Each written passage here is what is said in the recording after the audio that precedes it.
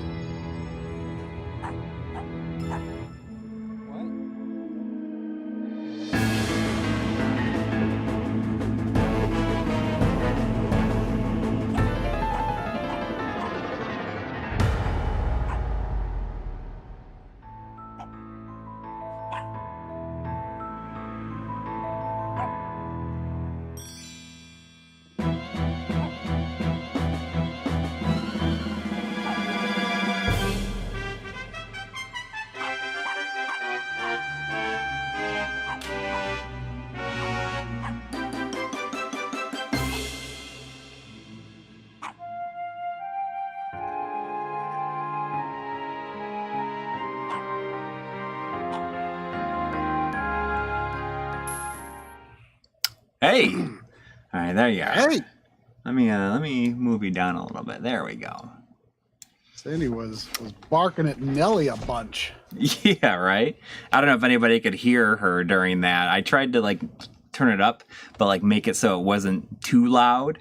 And she's like, she doesn't like to bark. She'll like let you know. She's like,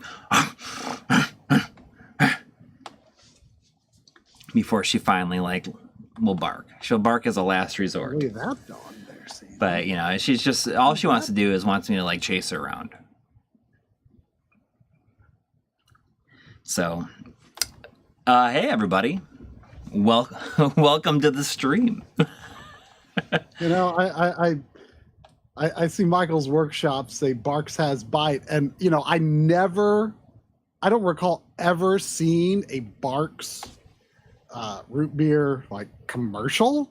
I've never like ever heard anyone like refer to the brand out loud. People just say root beer generically, right? Barks. And it was only like maybe 5 or 6 years ago that I don't even remember what the context of how I learned about this was, but I think it was like maybe like a drink fountain had it just written out in like, you know, a plain font. But I thought it was Bargs. Yeah, all these years. I thought it was Bargs root beer. I mean, it looks like it is. I parsed as a G. Oops, yeah, sorry. I mean, that's what it looks like. It does. It doesn't have like a little curly bottom on it, but I mean, you'd think that it could be a Bargs.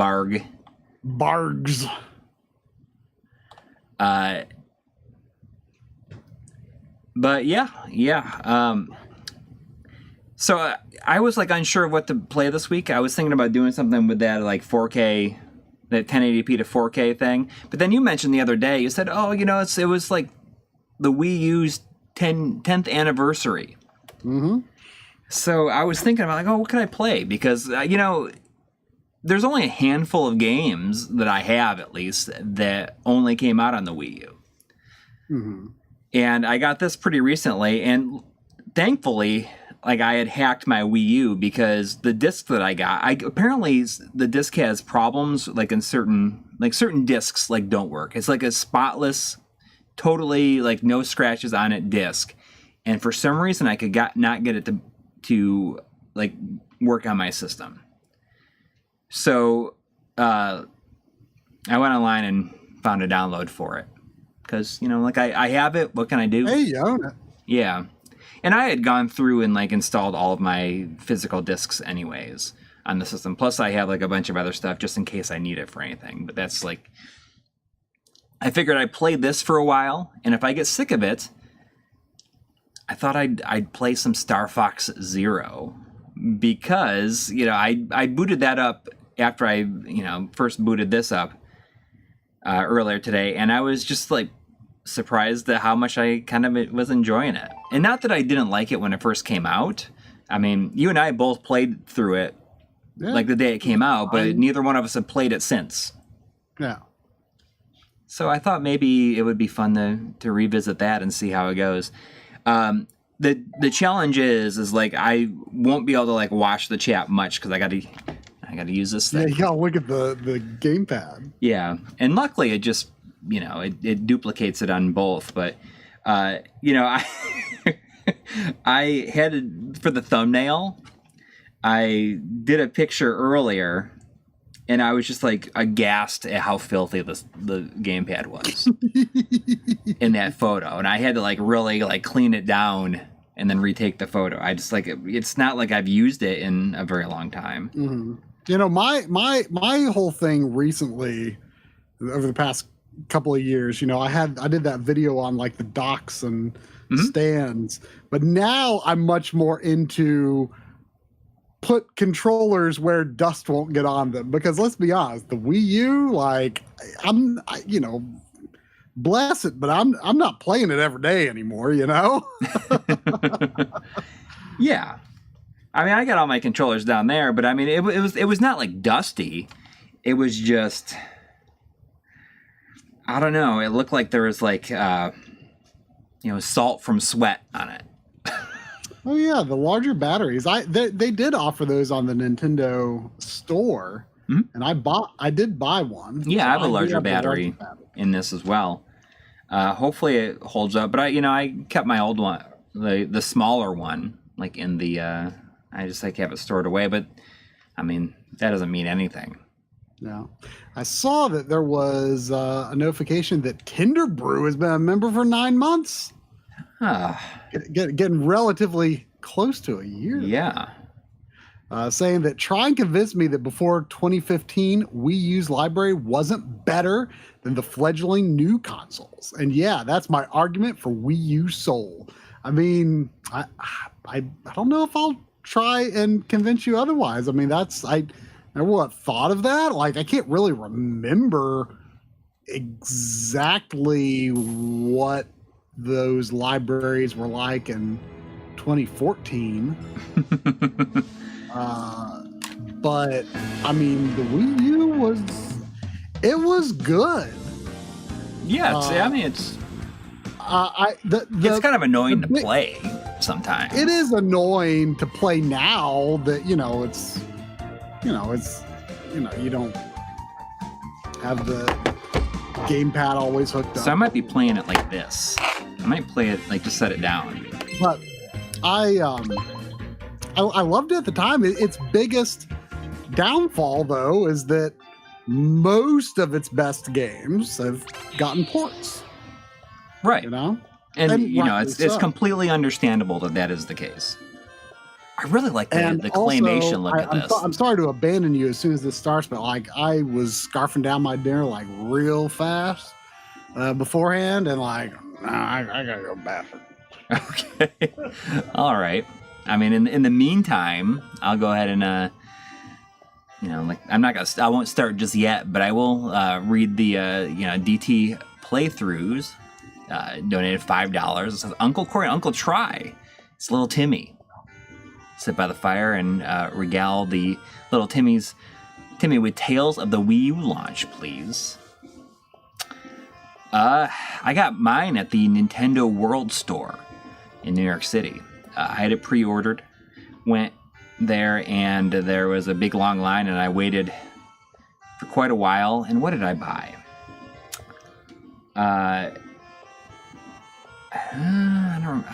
What was like the big launch game? I don't even remember what the big launch game was. New Super Mario Brothers U. Like, I think that's the only game that I bought. And then I would go back in the following days. I think I got Tekken Tag Tournament, Sonic Team Racing Transformed. And I mean, it just goes to show you like how few of the games that like I really, really remember. And this is the first time it's been on in probably, I guess, since we probably did that Mario 64 episode a long while ago. But I'm sure Try will be able to talk about it more extensively when he gets back. There was £2 from InGen UK saying Rainbow Curse works a treat on the Steam Deck. I'm sure it does. I mean, probably even better, more so than like the Wii U touchscreen. Like it's like pressure sensitive, kind of like a like the DS, right? So it's a little tougher to play, I guess. I gotta have a screen protector on here. My screen is not scratched up. I mean, I feel like I took pretty good care of mine. And Dingus Glurt with $1.99 saying Try is about to play Farting Around. I'm sure it's already playing. If I should just put an Alexa in my bathroom or just like plays Farting Around anytime someone like it detects like motion.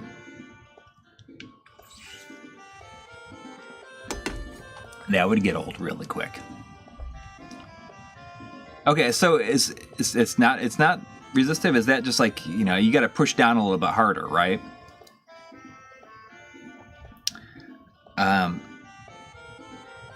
really like the claymation look at this. But I'll go ahead and start. Hopefully he gets back soon. Some people are saying this is more challenging than your typical Kirby game, and is that because of the controls?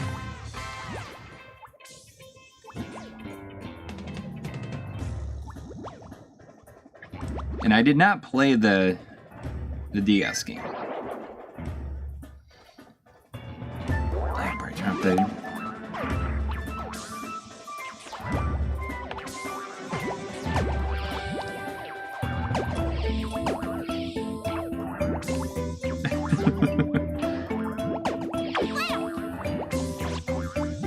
I guess so.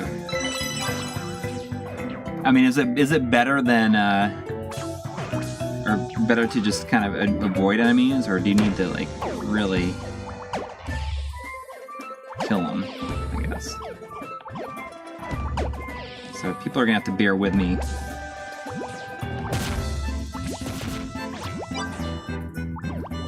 I might not be very good at it, but we're gonna do our best tonight.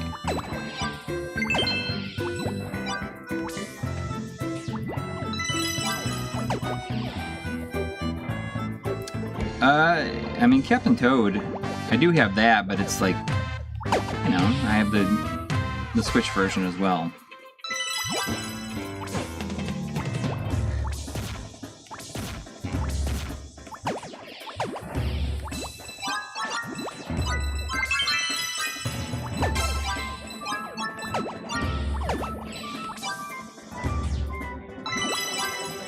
So did anybody in the chat get the new Pokemon? Like, I know that there's like some. It's pretty controversial. It's not great. But I mean, as for someone, you think it'd be good for my kids though, regardless, who have nothing to compare it to and are not going to care if it glitches. I mean, it's probably less janky than your typical Roblox game, right?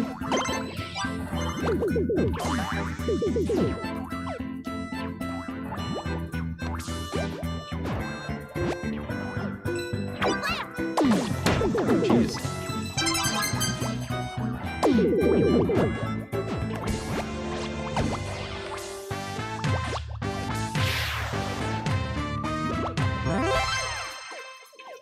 Oh, Brooks.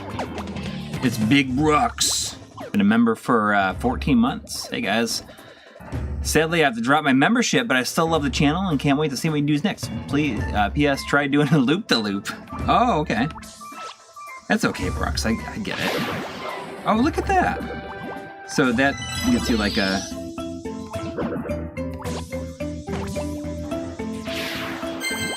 So it gives you like a boost?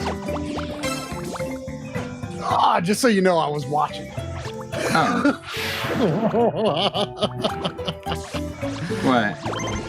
I mean, I was watching the stream. Oh. I don't know if you have positive or negative feelings about that. About you watching the stream? In the bathroom. You can do whatever you want to do. You can do whatever you want to do, man. It's your butt.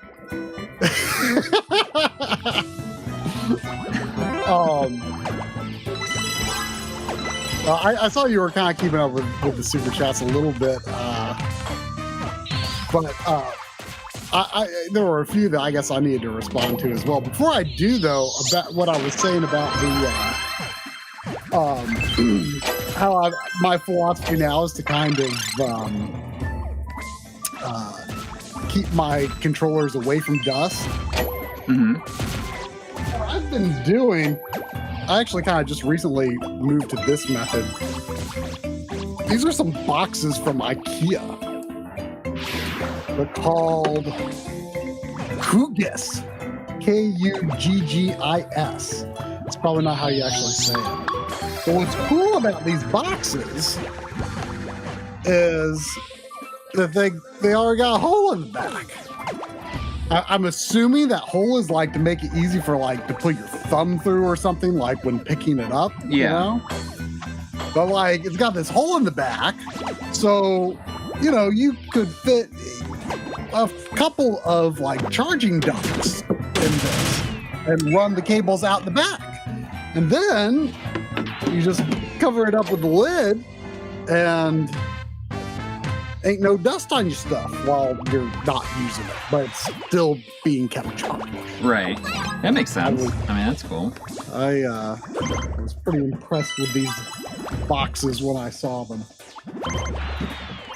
But anyway, I'm gonna make an IKEA trip sometime. It's been a while. Do you want to go to IKEA?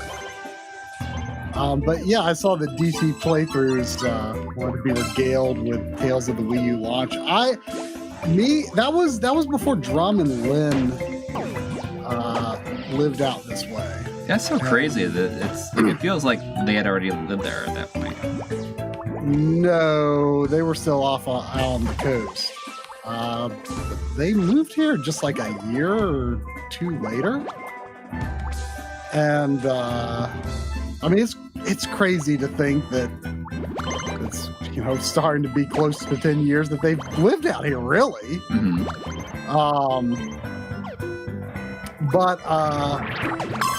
So they visited, and I had pre-ordered at Walmart. Drum convinced me to pre-order at Walmart for some reason, because I guess he had pre-ordered the Wii at Walmart and got it at midnight, and, you know, for some reason he was like convinced that GameStop midnight was going to screw up. So he was like, "Oh, don't get it at GameStop.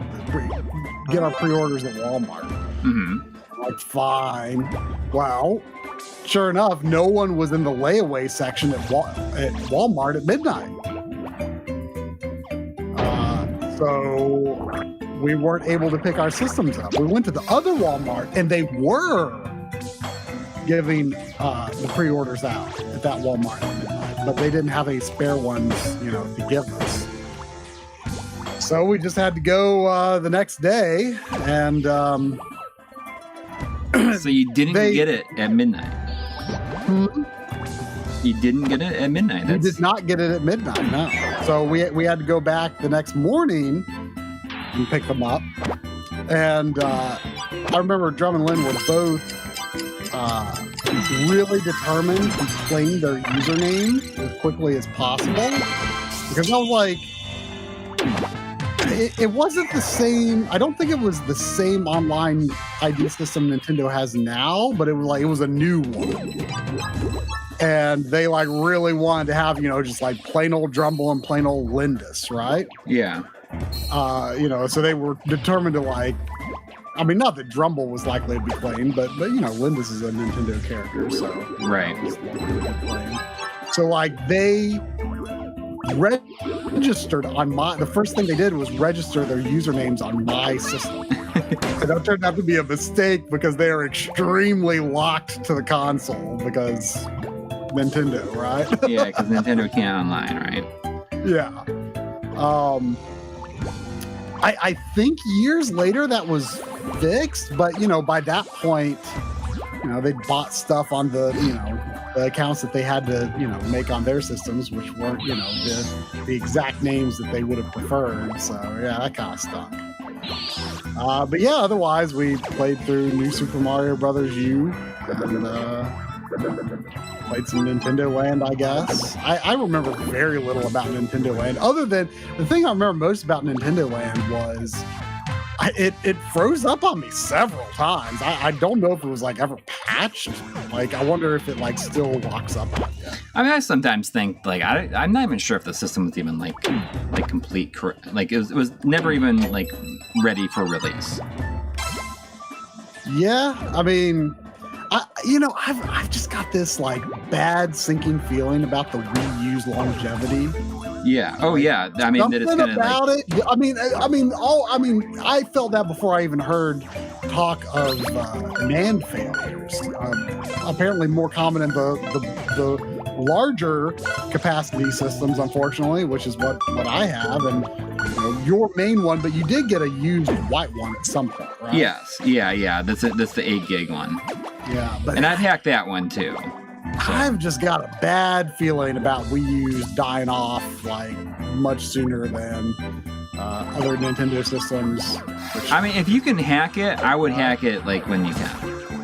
It's worth it to hack it, I think. But anyway, I'll sorry for going off on tangents, but yeah, I saw Dingus Code Sage. Suppose I did.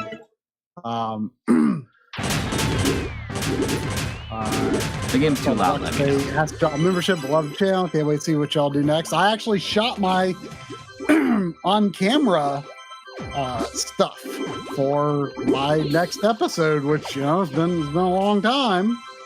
It's been a long time. Although I wasn't like super out of practice or anything, because I did do the Final Fantasy 13 stuff with Ron. But it was also kind of a different. It's a very different kind of episode. So a lot of the times I had to like strike a different tone. than usual. So it took a long time, and also I like shot in like 5 or 6 different camera angles around the house. So because it's kind of more of a personal story, so I kind of wanted to shoot it in a way where it wouldn't be too samey all the time if I like have myself on screen a lot, with sometimes with fewer cutaways. I mean, obviously I'll cut away when there's something I gotta show, but I think I already kind of talked about what the episode is, right? Sort of, anyway. I mean, you have in the past, yeah. I don't know if you want to give a refresher. Unless, I mean, it's going to be out. Like, do you think it'll be out? I mean, ideally, I'd love to have it out before Thanksgiving, but that's not. It's not going to happen. It's not going to happen before Thanksgiving, but I mean, it'll be out the week after Thanksgiving. And then I'm just hitting Analog Frontiers Part 4 hard. Because that really needs to be done before Christmas. But the episode is about it kind of evolved a lot. Like at first, so a long time ago, I made a 3D like a 4-minute long 3D animated fan film, Mario fan film.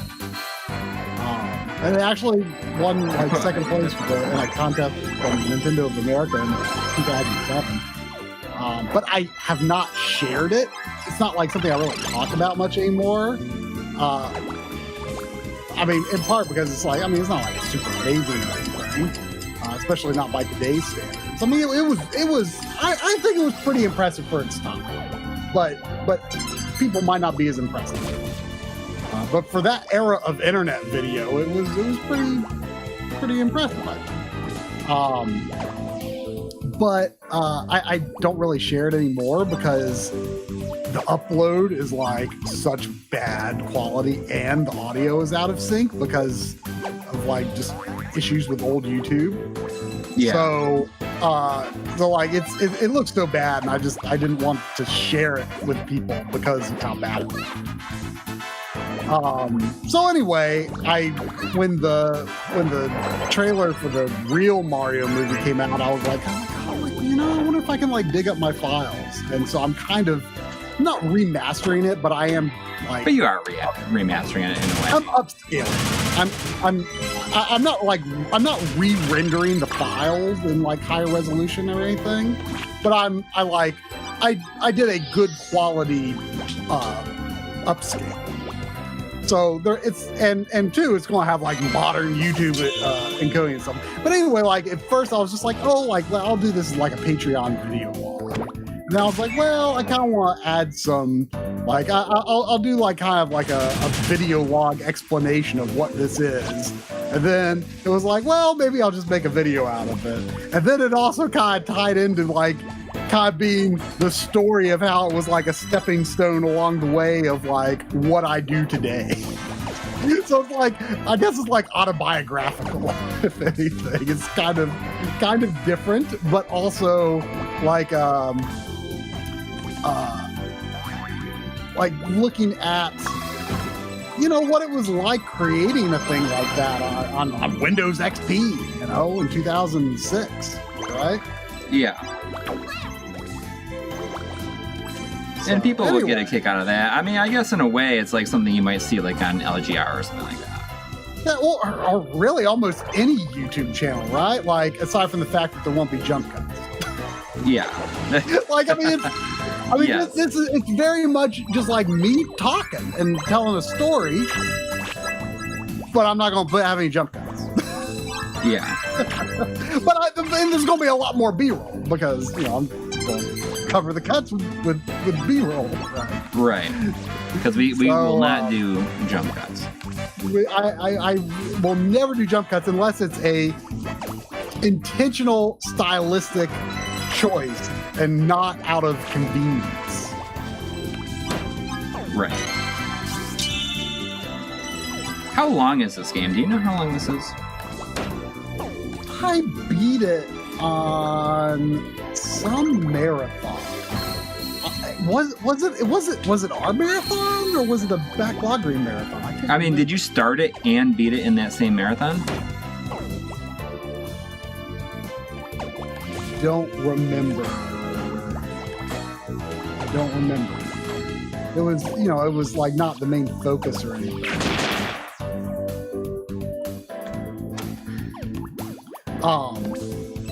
You know what, too? I feel like I was playing this game when we hit 100,000 subscribers. Really? Yeah, because remember we did like a little stream? Yeah. And I feel like the moment that we crossed 100,000, I was playing this. Because we start off playing what was it the 5th anniversary stream maybe that we played DuckTales Remastered? I can't remember. Was that really the 5th anniversary? That might have been. Or which crazy is it like we're gonna... Which is crazy because we're almost to 10. Yeah, this year is gonna be 10. We should play DuckTales Remastered again. Maybe. Yeah, I feel like I was playing this game for some reason. I don't know if I was capturing B-roll or if you know what? I bet I was capturing B-roll for the games we played that year. Okay, that would make sense.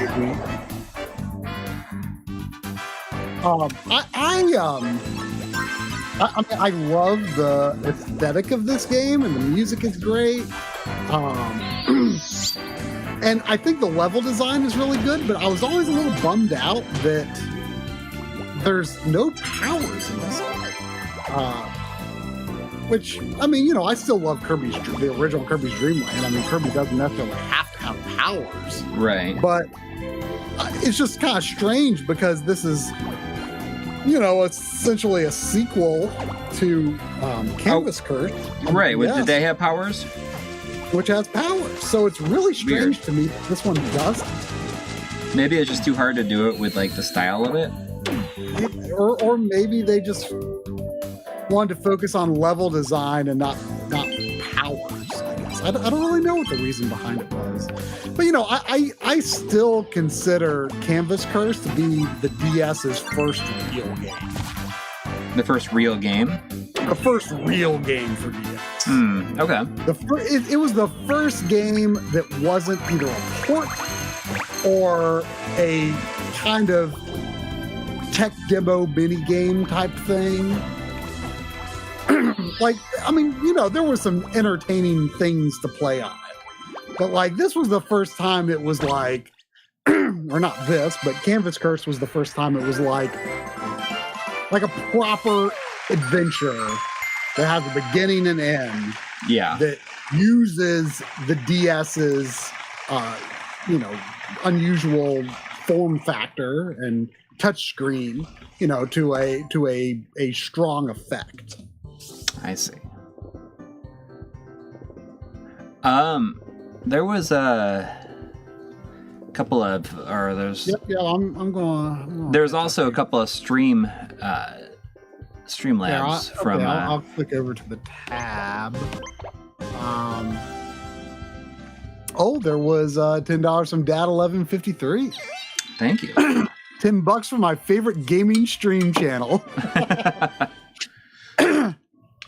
On the 10th anniversary of one of my top 3 consoles of all time, alongside Sega Saturn and Dreamcast.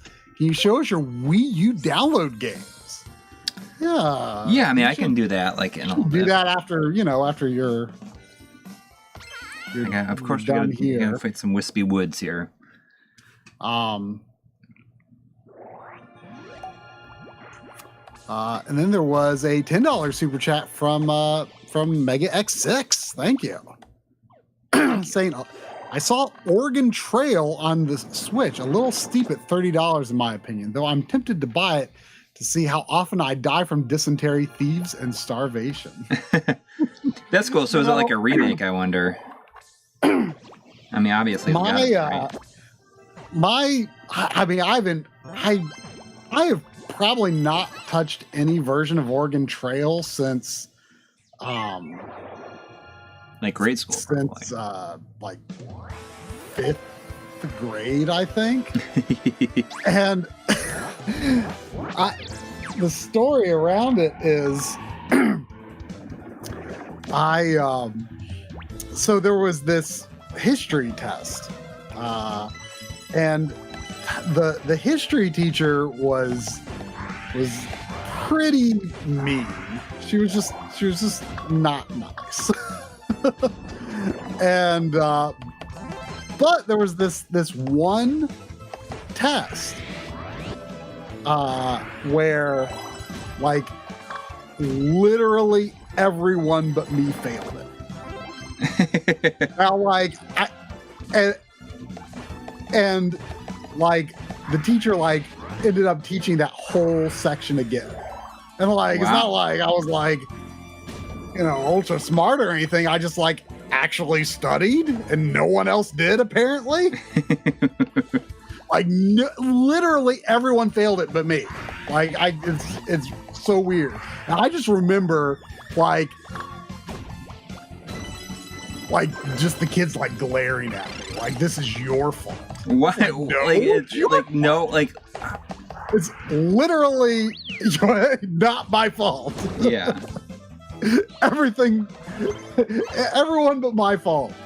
And I remember like, you know, during the class, however many classes it was that she like retaught the material, like everyone had to pay attention, but I played Oregon Trail. So yeah, I guess that's my Oregon Trail story. Jeez. I feel like this is probably pretty. Did I miss a super chat? Oh well, didn't Coury read that already? I think did you read the Tinder Brew about the Pokemon? Because you asked about Pokemon. Right. No, I did not. Oh, sorry about that.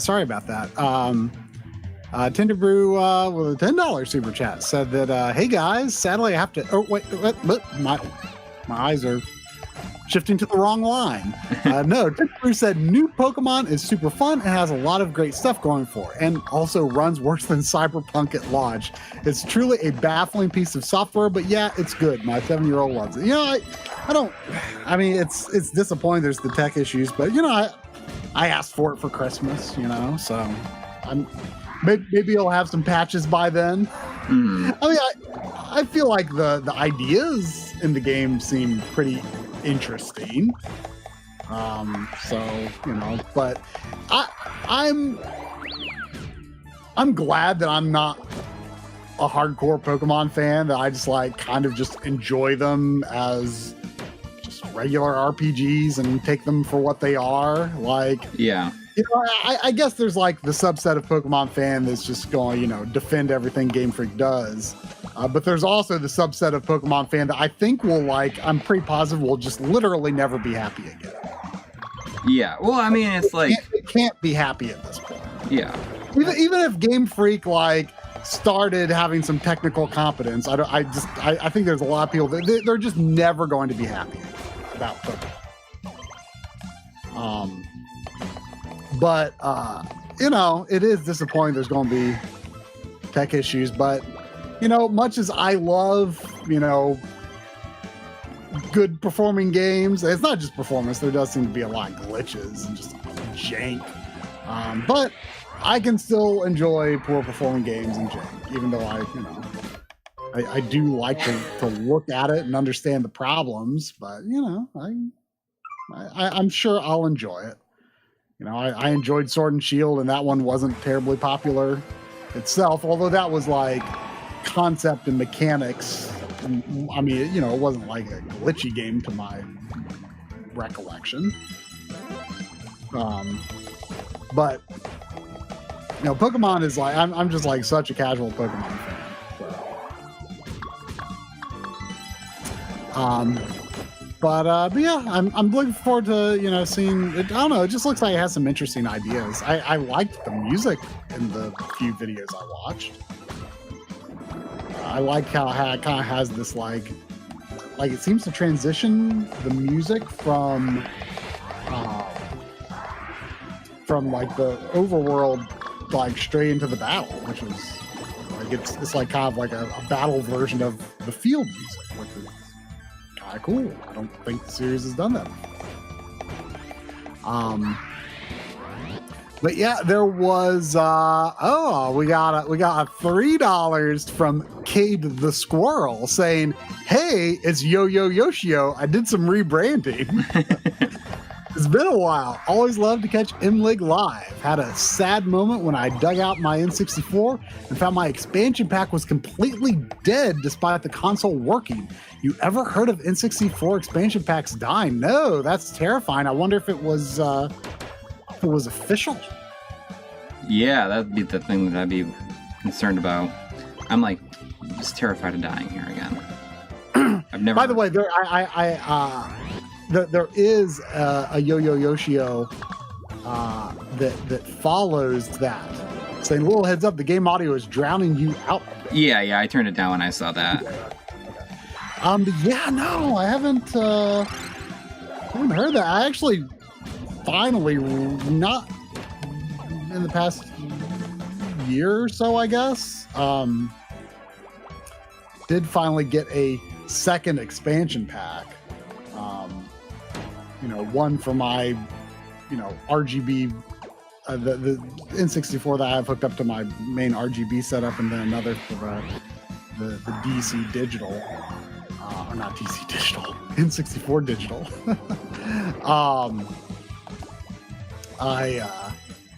It was just kind of pain having only one expansion pack. I gave the one that came with Donkey Kong 64 to a friend who wanted to play Majora's Mask back in the day, and they ended up hating Majora's Mask, and I'm gonna have to like change my seating position. My back is gonna be real sore by the time I finish tonight. So I'm sitting like this now because But anyway, I kind of regret that because it's like, he it's not like he probably used the system all that much in general. And, he ended up not even finishing Majora's Mask. And so I was like, I could have had a second expansion pack. My generosity has foiled me.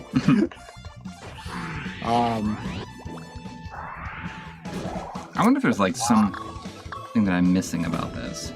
There was a $10 from Andy64 just saying Happy Thanksgiving. Yeah, I guess it doesn't feel like Thanksgiving's next week.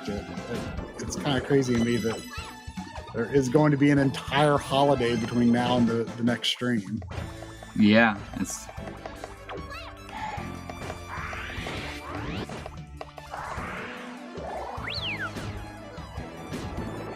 Wispy Wood seems to be a little more troublesome than I would have expected. I can't say I remember anything about this fight from my own run. Does anything drop health? Yeah, I mean, there's health, but it's just like it's really hard to get to it. It's the cherries.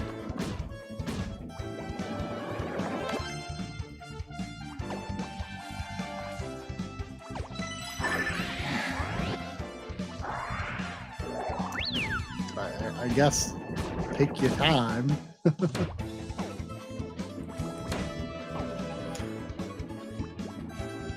I guess that's really it, right? It's not like your typical Kirby where you can just kind of run spam attacks, right? And there was also a $4 from Hattori Hanzo II. Thank you. Oh, thank you. Saying, "Hey guys, recently recapped my CRT, lifted a trace, but quickly remedied it. Have you guys dabbled into soldering? You're into soldering to repair your own equipment for when it eventually goes?" Now, I still have not. I don't know if you've picked up much soldering again. You were really into it for a while there. Yeah. I mean, I just haven't done it recently. Like I recapped my Super Graphics a while back. Yeah. But that's kind of like the main thing I've done. I just want to say really quick, I really like how, I don't know, it's like not even annoyed, but it's just kind of like, it feels very defeatist the way this is worded. It's like, would you like to just move ahead to the next stage? Right? Would you like to just move ahead to the next stage? This is like we're really sick of watching what you're doing here. Yeah. And I'm gonna say no. I'm gonna be. Yeah, you shouldn't. But no, CRT, I'd be. Yeah, I would never be afraid to do. My consumer Toshiba and 20L5 are presently with Steve, Retrotech Steve. So still don't know for sure what the outcome of those repairs will be, but here's to hoping that they will be repairable.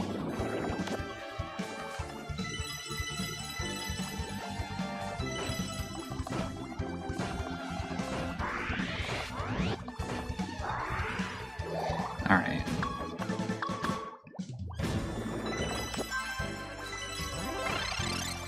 You just gotta pay attention to where things are, I think. I'm kind of understanding it a little bit. There's $5 from Robert Carlson saying, "Is Kirby rated M? Because it just eviscerated Coury with a dialogue box." It may as well be, right? There's a 199 from Madonna Sheehy saying, "Take Try's dad's advice. Use the B button." Oh, can you? What does that do? She's joking. Oh. I saw her comment on the Discord channel that she watched the Christmas memories video. Oh, okay. Well, speaking of if she's in the Discord, being a big pet fan, I don't know if she saw the Henry Clark created a Pets and Animals Pictures channel on there. Ah. Which seems like it'd be right up her alley. I should endeavor to take more pictures and post them in there.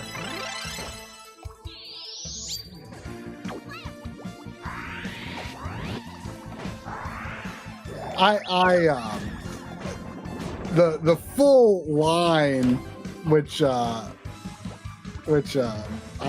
kind of wish I kept in there, but I think like my dad started talking over me, so it doesn't cut real cleanly, because he was just like, I can't help you right now, Yeah, well, I mean, I feel like that. It's like, I don't know what to tell you. But I kind of, my kids. Like, I don't know what to tell you.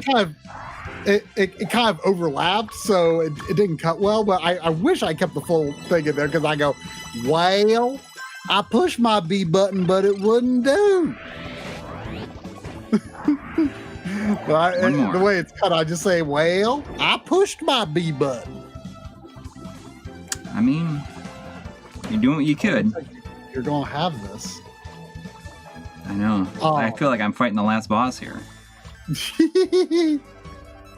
But what tripped me up was I was used to Mario 2 style, where you stand on top of the enemies and you push the B button, and you pick it up from under you. And in Rescue Rangers, finally, if you are staying on top of it, you don't pick it up. If you're staying in front of it, you don't pick it up. You have to be holding the direction and hitting the B button.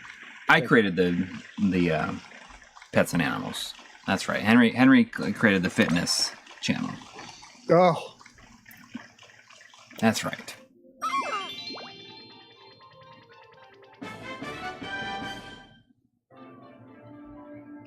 You cleared level 1. You get the levels, music, and boss figuring. Nice job.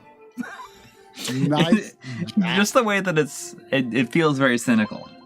Yes, just like, well, aren't you? Isn't that special?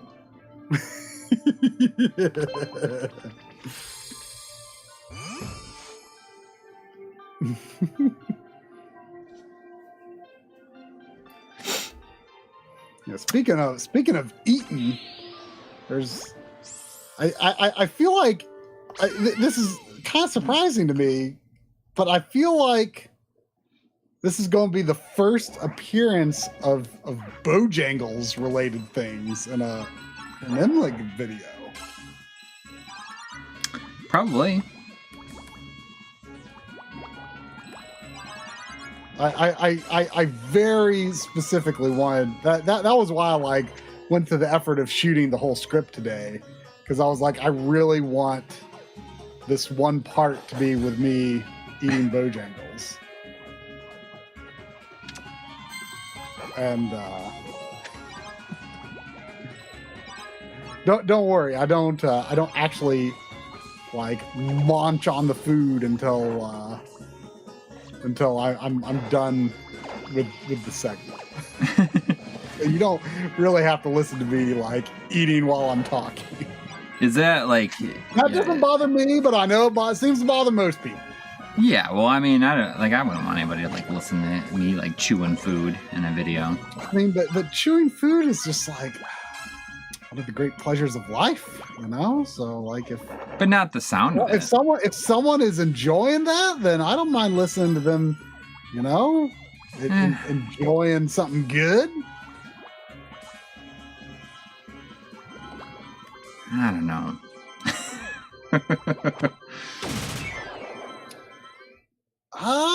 I mean, bow rounds are a staple, Henry Clark. But I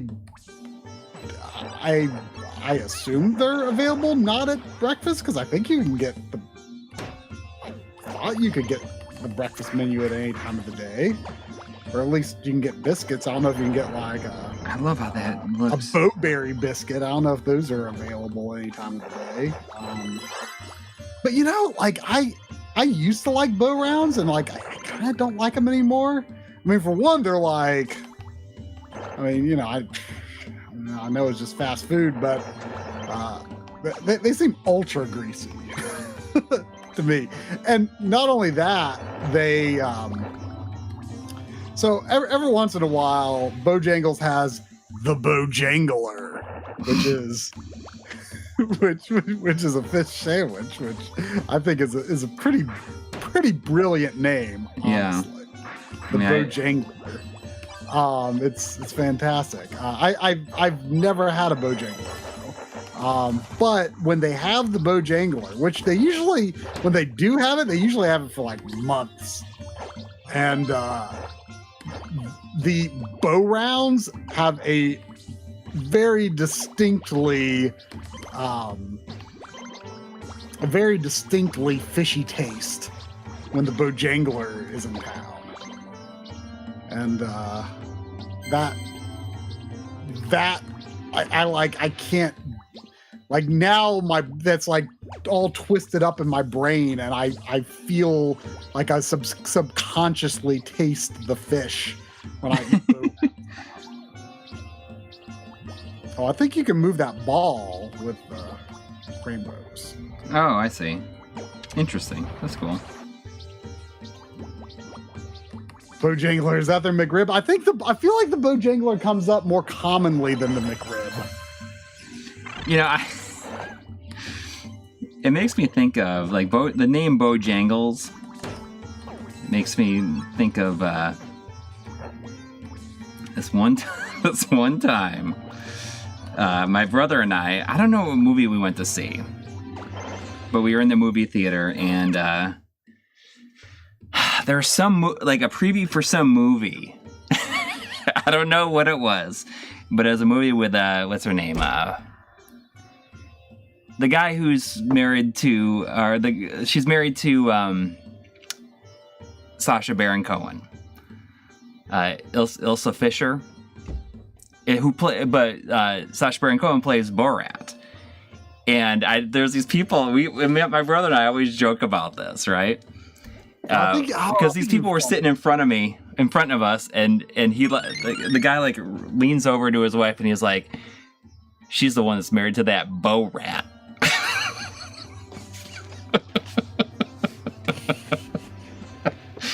she's the one that's married to that Bo rat.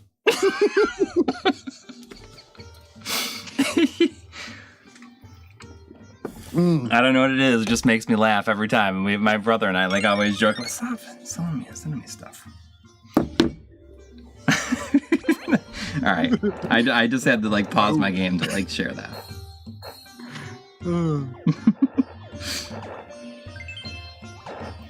I mean, my brother and I, we bring it up like every time we see each other.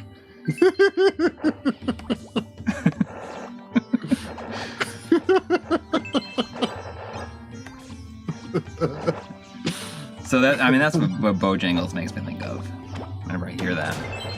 Bo rat.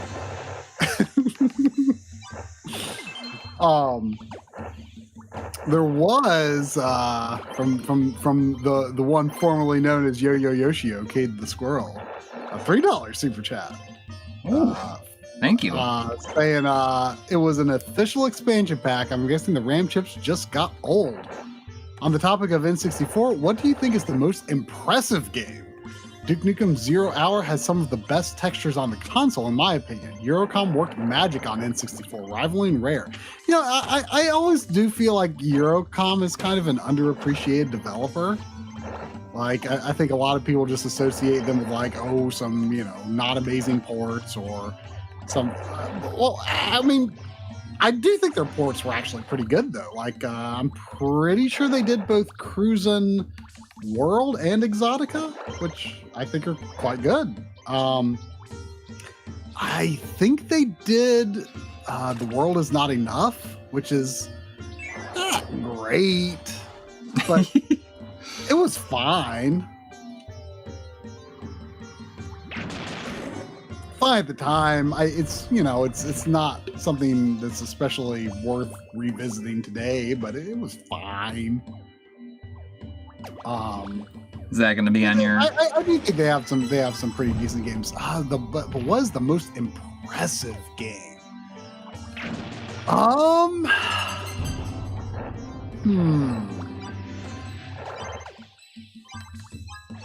mean, I am pretty biased towards Majora's Mask. Should I really consider it the most impressive? I mean, you know, once N64 games get to a certain level of impressiveness, you know, the frame rate really tanks.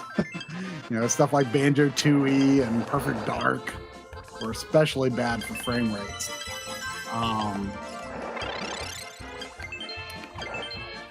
Probably Perfect Dark is the most technically impressive, but it you know, the frame rates I love that clay. I love how it goes over the screen, I will admit. I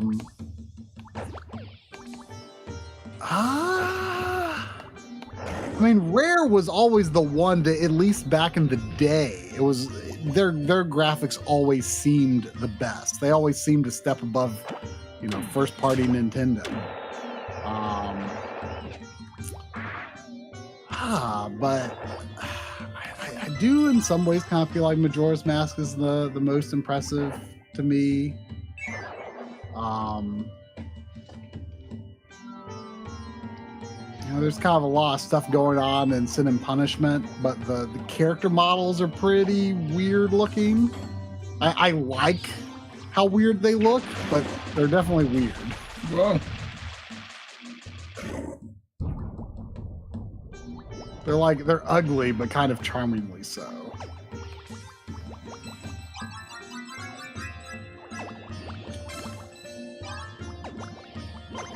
I wonder if there's anything that I'm like missing. Yeah, Rush 2049 is definitely pretty impressive.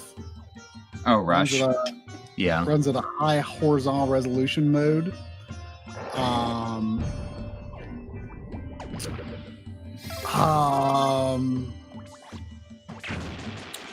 Let's see.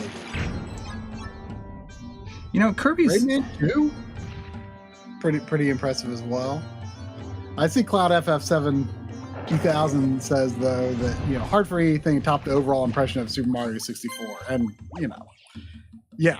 I mean, it wasn't necessarily the most visually impressive game, but it was, you know, somewhat rare for a platformer to target 30 frames per second. Although I guess Banjo Kazooie did. But a lot, I mean, I don't know. I guess there probably were a good number of 30 FPS targeting in 64 platformers. But it was, but yeah, I mean, you know, you can't top that impression. You really can't. Did I lose the key? Conker's Bad Fur Day, very impressive, but very bad frame rate. Yeah. And Resident Evil 2, definitely impressive, but, you know, wouldn't be my chosen way to play through the game, but definitely impressive for sure. Did I lose the key somehow? I see Shinjan saying Rogue Squadron. You know, I always kind of liked Battle for Naboo. I don't know if it would be that good revisiting it, but I was really impressed that it didn't have fog. Because Rogue Squadron is Fog City. But Battle for Naboo doesn't have fog. I'm sure it has frame rate issues instead, but I don't really remember. But I remember being pretty impressed by that. I think that one is kind of forgotten. What is my favorite Resident Evil 2 port?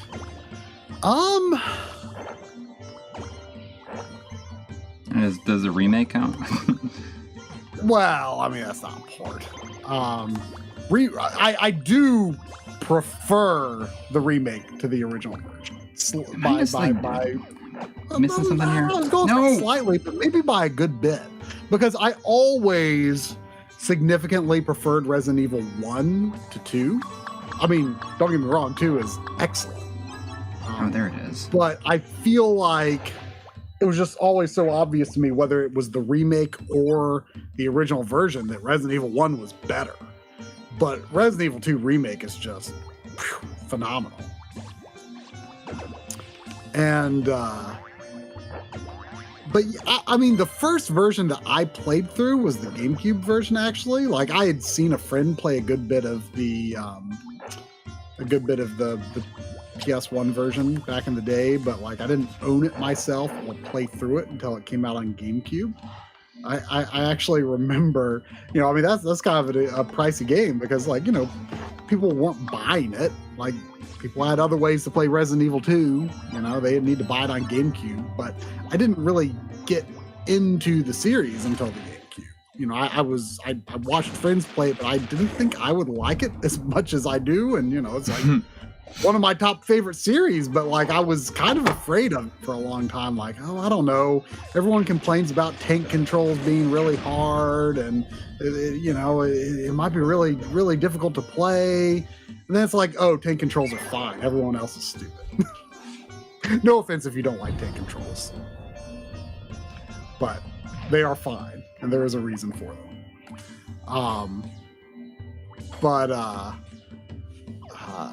Yeah, I played the GameCube originally. I don't know off the top of my head what all the differences are between GameCube and Dreamcast versions.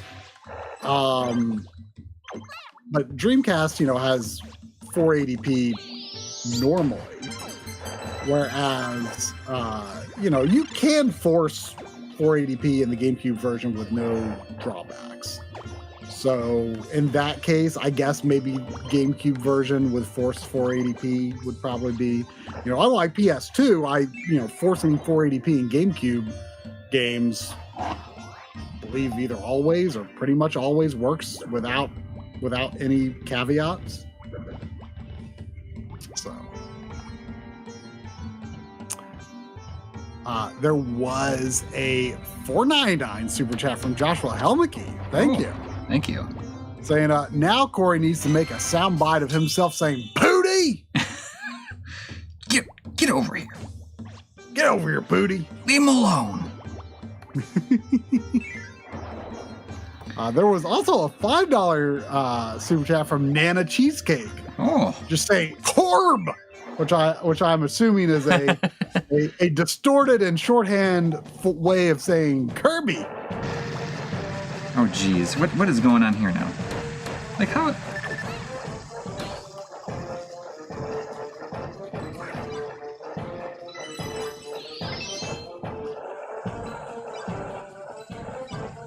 I was actually thinking not that long ago about the Kirby Right Back at Ya theme song. Oh, yeah. Like, You talking about Kirby? Is that what he says? Kirby, it's a name you should know. Kirby, he's the star of the show.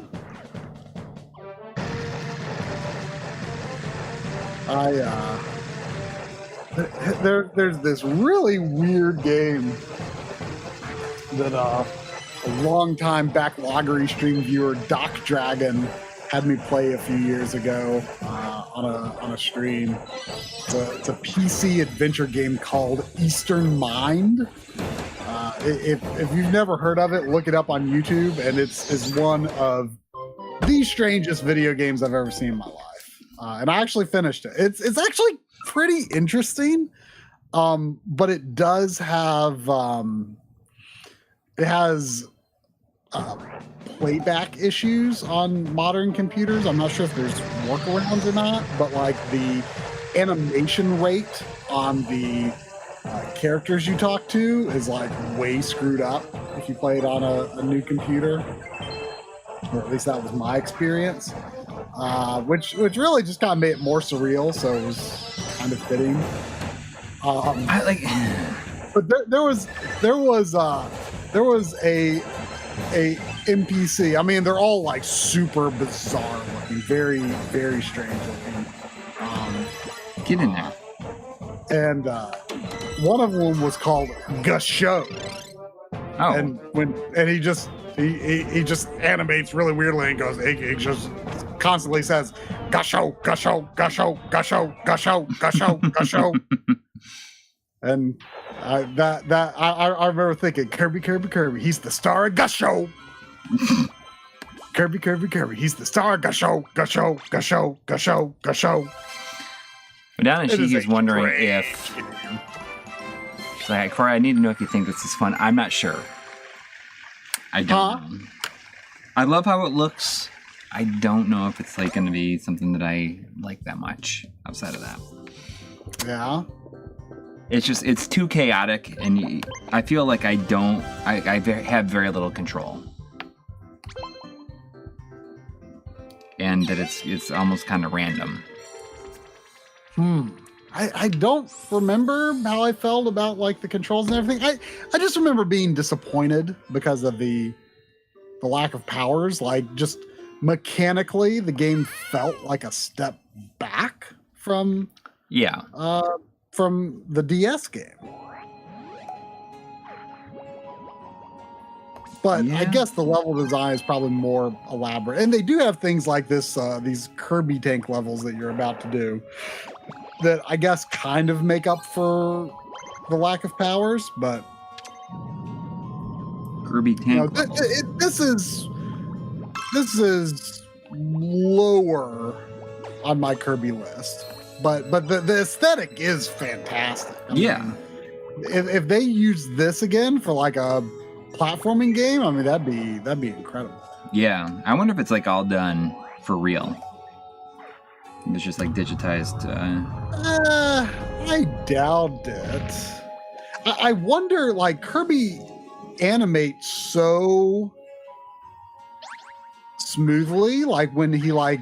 I don't know. I feel like it looks like I'm not even sure if he's like pre-rendered 2D or like a 3D model, honestly. Like I have no idea how he's made here. Like I could believe either one. You know? I'm sure. I don't know. Like I feel like it's not animated very smoothly, and that's kind of what makes me think that it's. Well, I mean, there are times where it's not animated smoothly, which, you know, could be an intentional effect, of course. But I'm saying, like, when he's just spinning, when he's just rolling, it's he has like full spinning. Yeah, the you know, as someone said here, it's a believable stop motion look. Yeah. So the framiness is intentional.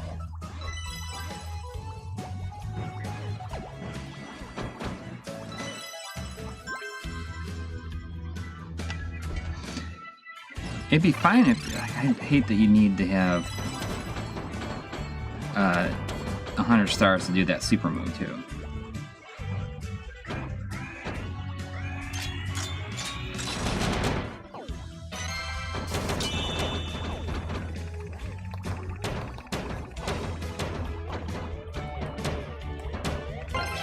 Like, this is cool. Yeah, Yoshi's Woolly World. I played it. Did you?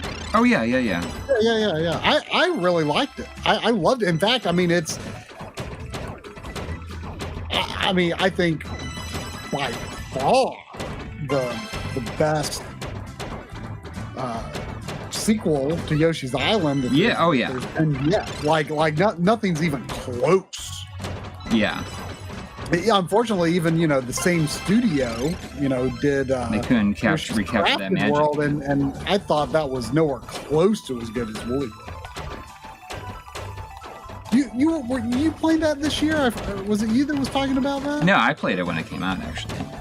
Woolly World? Or I started playing Crafted a little bit. Yeah. I don't know if that was this year. It might have been last year.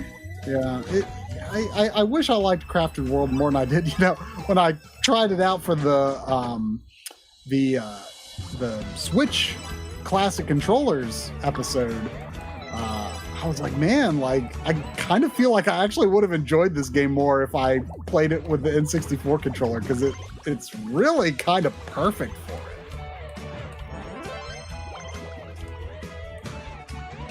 I wish that there was some sort of D-pad control. See, the thing is, most of the other Yoshi sequels are just let's use the same graphical style as Yoshi's Island. Yeah. And it was never done to the same level of fidelity and finesse. Yeah. They just recycled it, but and they always use that annoying music, except for in Woolly World. Except for Woolly World. Woolly World had not annoying music. It had good music.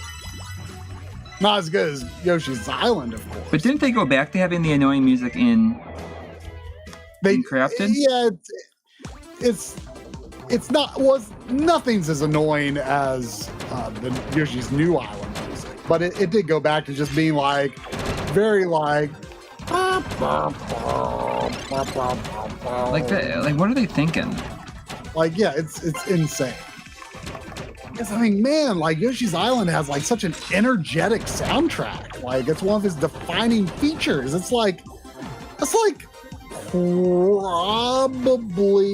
Koji Kondo's best soundtrack.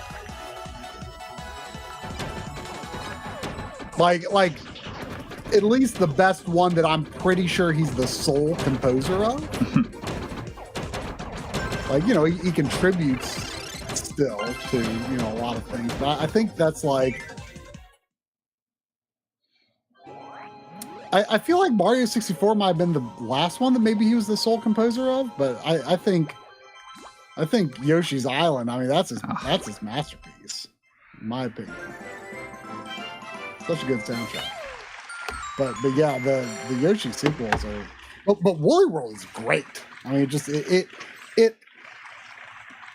It understands that Yoshi's Island's creativity was its strength, whereas the other sequels were just let's do the same thing Yoshi's Island did, with no real creative spin to it, and in a lot of ways was a regression. So Woolly World was hey, let's do the yarn theme. Let's do a lot of sort of fresh and cool things with that.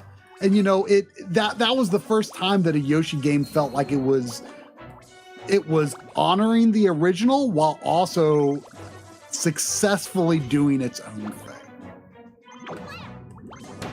You know, I think this would be a lot better if you could use like one of the triggers to like do the dash, or like a button on. Can you not? No, you can only tap. Are you sure? I mean, that would make a big difference if you could like have a like option, because that sounds like a thing that should be there. I don't remember for sure. Like that would make a big difference, I think. Instead of having to tap him. There's an option. I didn't. There's nothing. There's no options. Oh.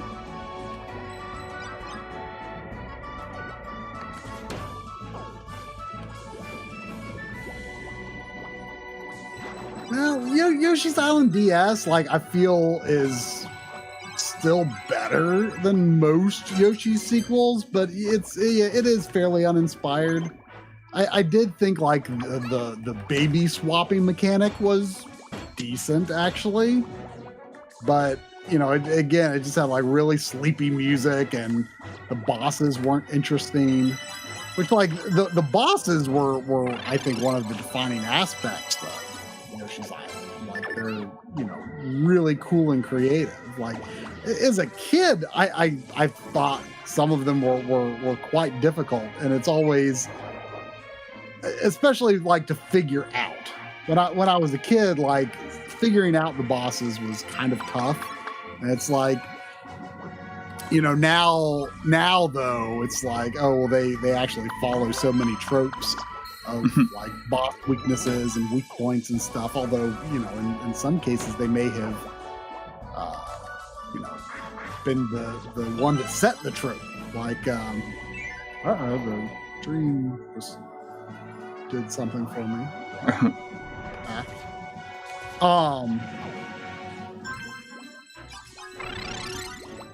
But like for example, like Hook Bill Koopa, you know, you knock him over and then you ground pound his belly. Like I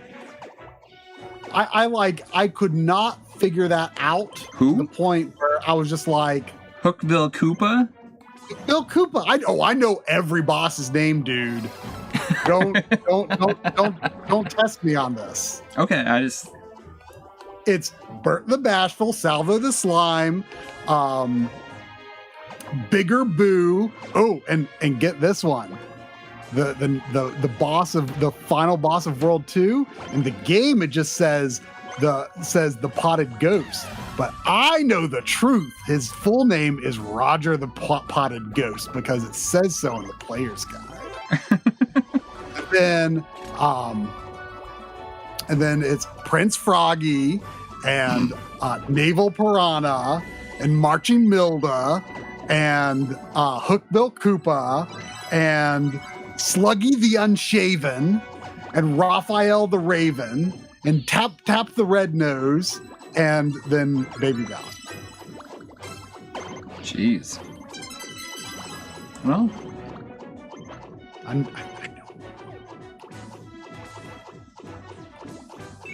Like you should not underestimate how obsessed I was with this game as a kid. It was, you know, I've said this before, like it was the first video game that I was aware of before release and actively anticipating with the intent of getting it as soon as it was available. Like, you know, I mostly got games after they were already out. Like I wasn't reading magazines, so I wasn't like following previews or you know, I didn't know stuff like Mario 3 existed until I think I saw it in the Sears catalog, right? Yeah. You know, so I didn't get that day one or anything. I was aware of Donkey Kong Country before it came out, but that was like just before I got my Super Nintendo. So I did get that one, you know, when it was pretty new because I got it for Christmas with my Super Nintendo. But Yoshi's Island, I learned about at the Toys R Us video kiosk. And, if I could hit like one button, even if it's just like hitting a direction on the D-pad, like that would make such a big difference for the ability to attack. And you know, so I called Toys R Us when it was supposed to be in the store, was like, do you have it? And they said yes. And I'm like, yes. we went and got it. I remember that rush of excitement. It was like my first taste of getting a game, like, you know, day one or may as well have been day one. I mean, back in the day, on the East Coast, we didn't say release date. You know, there was like a ship date. Yeah. And that was like when it was shipped, but on the East Coast, and you basically never knew when that was going to be. I mean, most of the time, the date actually in the store was at least 1 to 2 days later. And I started getting games at KB because it was usually a day before, like, Best Buy. And I eventually stopped getting pre-orders at Best Buy because they were almost always 2 days after the ship date. Whereas at KB, I got it the day after the ship date. I wish I could change my direction.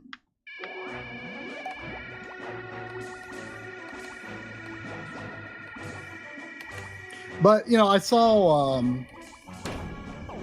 like Psychus here says that I think Yoshi's Island would be my desert island game. And see, that's the one flaw to me of Yoshi's Island, though, is that it's so fun that first time you play it.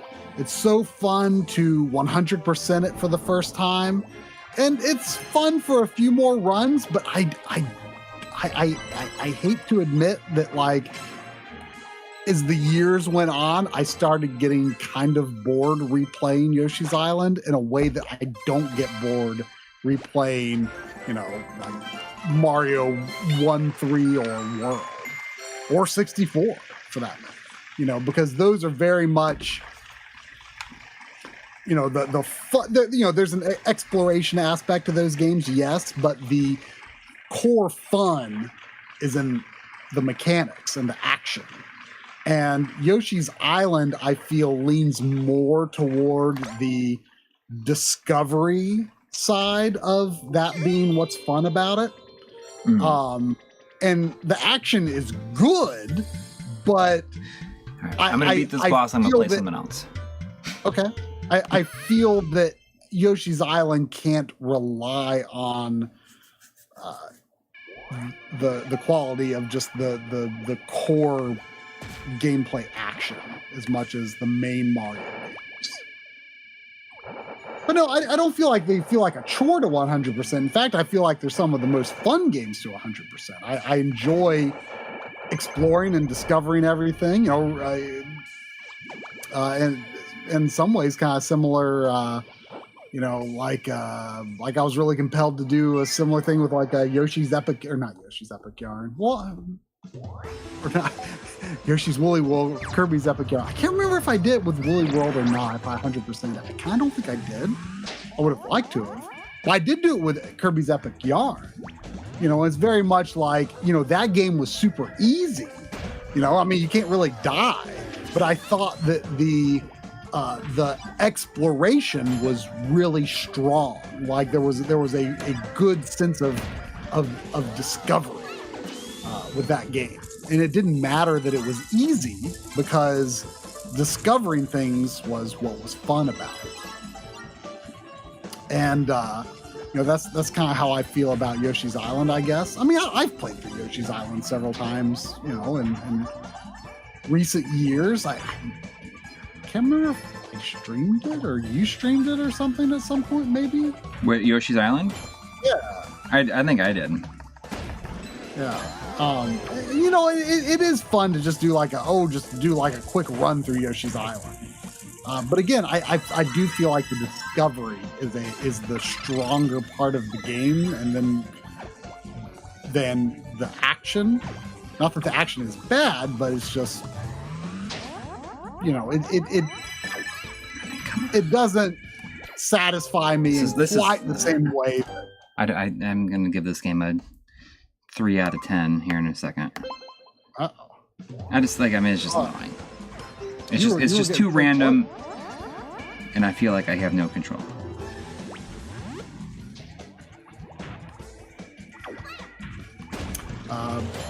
But yeah, kind of rambling, but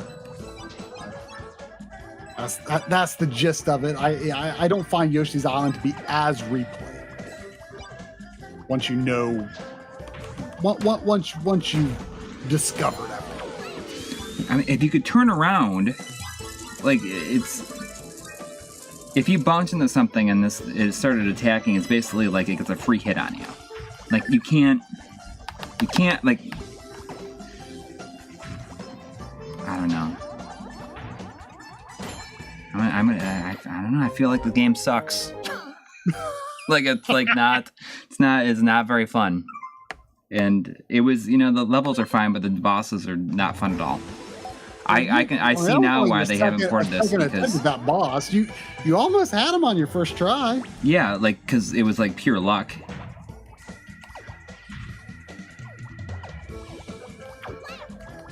Eric Fox, don't bother with Yoshi's Story. It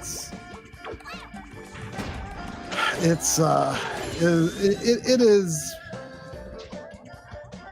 probably the biggest disappointment Nintendo's ever put out there. Just at least for me, in terms of like what I expected versus what I got. Because that was my most anticipated game for a while. Because I mean, it's a sequel to Yoshi's Island. How wouldn't that be amazing?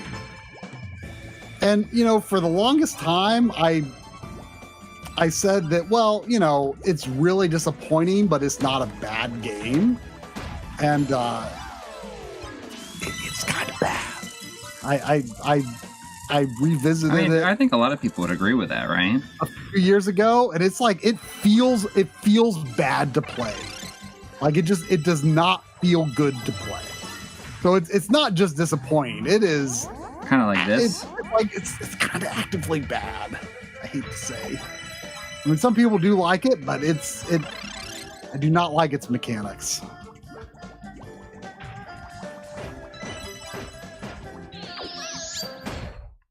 Finally.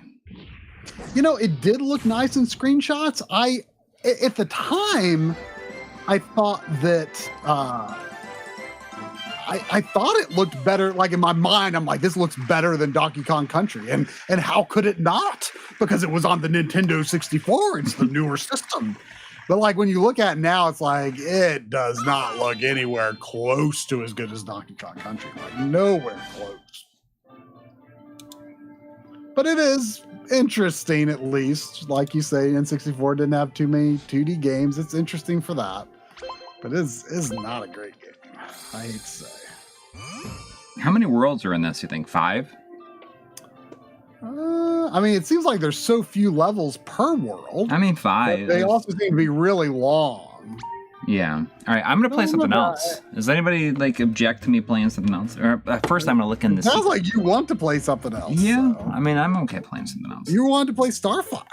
Yeah, I want to play Star Fox. But you should show. Someone asked earlier if you could show your download games. Yeah. Here.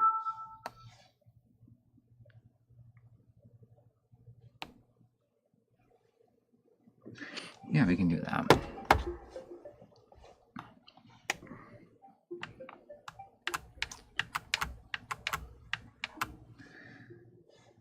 So these are all my disc games. I've ripped them into here.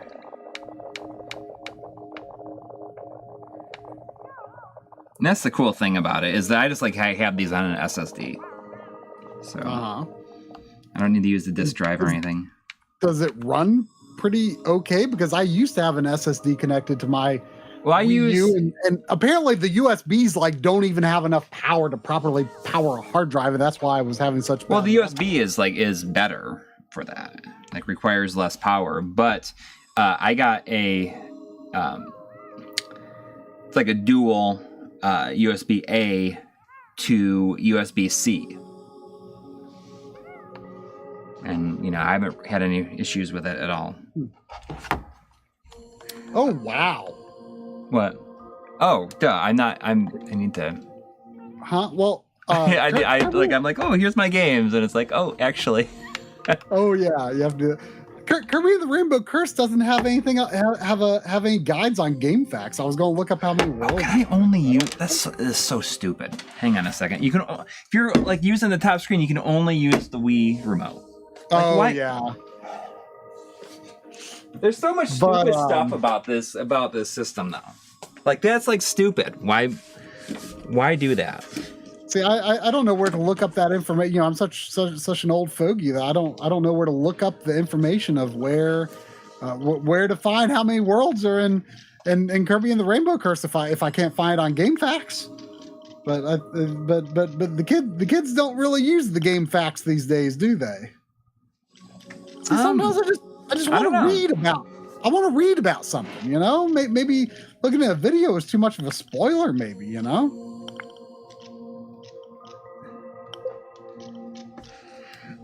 You know, I never got the Switch version of the first Hyrule Warriors. I kind of want that. So my download games, I don't have a lot. I got whatever this is, the Affordable Space Adventures I never played. I always think it's really fun though, because I bought Shovel Knight on this.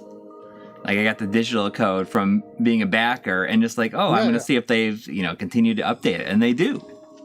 Well, yeah, I streamed. Remember, I streamed the King Knight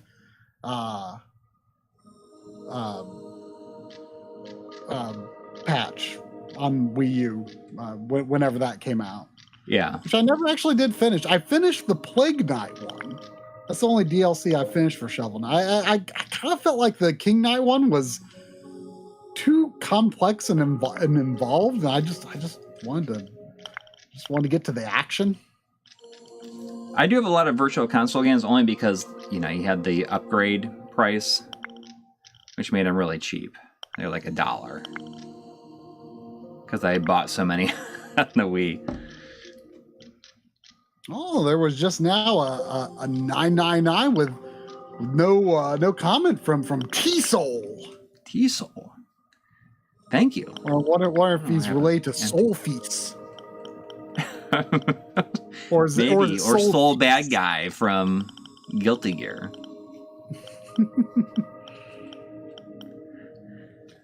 Oh, you've got quite a few Virtual Console games here. Yeah, but like I said, it was just Didn't you have to pay a little bit to do the upgrade if you had it on regular Wii? Yeah, it was like $1 or $2. Yeah. So I just did the ones that I cared about, And like obviously, like I bought a couple of these just because I'm pretty sure most of these have extra input lag compared to Wii though. So yeah. GBA and DS are definitely the most interesting things about. Yeah, exactly. the Wii U Virtual Console for sure. I did get, I got Advance Wars Dual Strike, which felt like the best DS game to buy. But now that since I hacked it, I just put some stuff in here. Zane says that Freedom Play is on Switch, not Wii U. No, yeah, it's here. That's where I played it on originally. Yeah, was it even on Steam originally, or was it? There was a PC version. Yeah. Well, this was like the first console version. Yeah. I played the demo on here, and I was like, I'm going to buy this day one.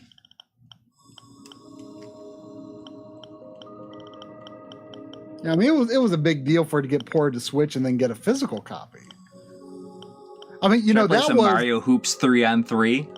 That was I've never played that. That's the one that has like Black Mage and stuff in it. Is it? Yeah, it's got like Square Enix stuff.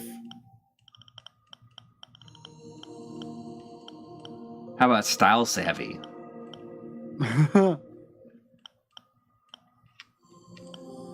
I have Style Savvy. I found that at a Goodwill once. Back when Goodwill was fun. I just thought my daughter. Is that a DS game? Yeah, it's like official. Like it's a Nintendo game. Oh yeah, you're right. What I got here? These are just the things that I've installed on here. Gaiabreaker. I probably just thought Wario Master of Disguise. I've never played that. I always heard it was pretty bad. Wait, what is it? Wario Master of Disguise for. That was like a free. There was like the 1 year that you get free, like a free Wii U download game as for the Club Nintendo. Oh, and that was the only game that I didn't have. I don't remember what I claimed. You ever played CHUBBINS? What? I'm still waiting to see this. It's CHUBBINS. Have you ever played CHUBBINS? No, I've never. I've never. Why don't you play CHUBBINS right now for the first time? Okay. You know what's really funny though is that this is like where all of these Chemco RPGs started. I think. Really? No, really? Well, yeah, I was very surprised to find As Divine Hearts and Elfadia Genesis. There's like a new Chemco RPG, or not, maybe not every new, month. Like a Chemco every month. Every month on Limited Run. Like there are so many of them. It's like there's like they can't be that good. I mean, maybe, I don't know. Am I playing? I'll try CHUBBINS. You have to play CHUBBINS. I don't know what to expect. I like the character of CHUBBINS. Look at him. he's just floating there, not moving at all. What made you install CHUBBINS on your Wii U? Probably that it was called CHUBBINS. I mean, that's literally the only reason. Madashi has a $1.99 saying that that's a cool CHUBBINS decision. It's a cool decision. Choose your difficulty, soft or hard. Oh, I don't know. I'm gonna go for the soft this time. My CHUBBINS is soft.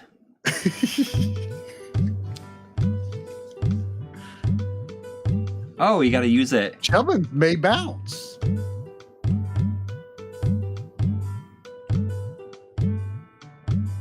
I don't know. It's kind of fun. Does he only move like one square at a time? Well, no. He can.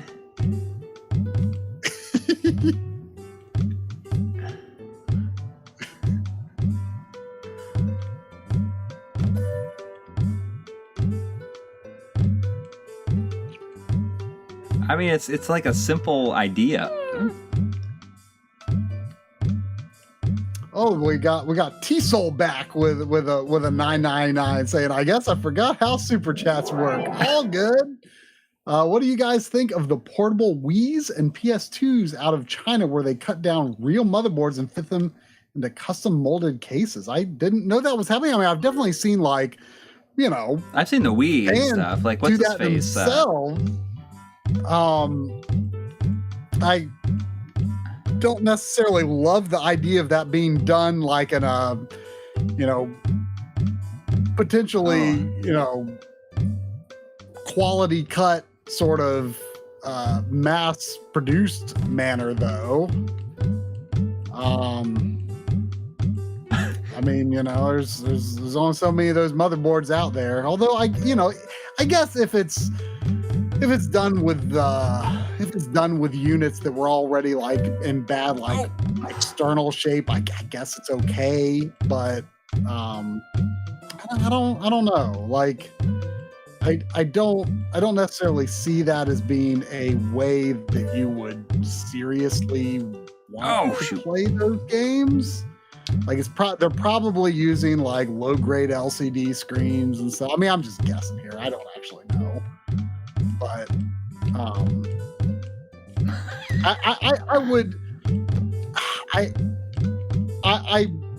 I suspect it's not like an overly designed product.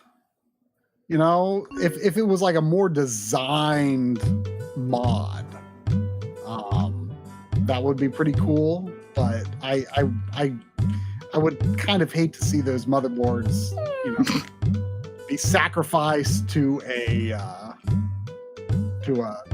just sort of a throwaway cause like that, I guess.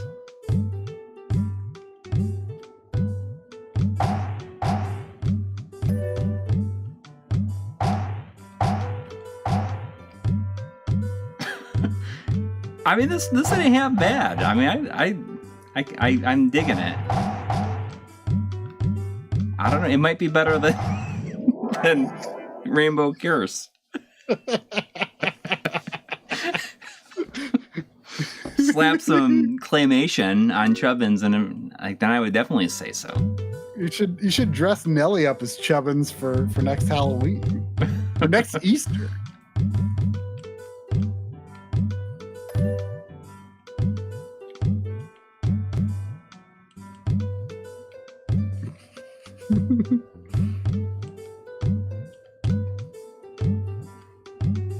It's like stressful but relaxing at the same time.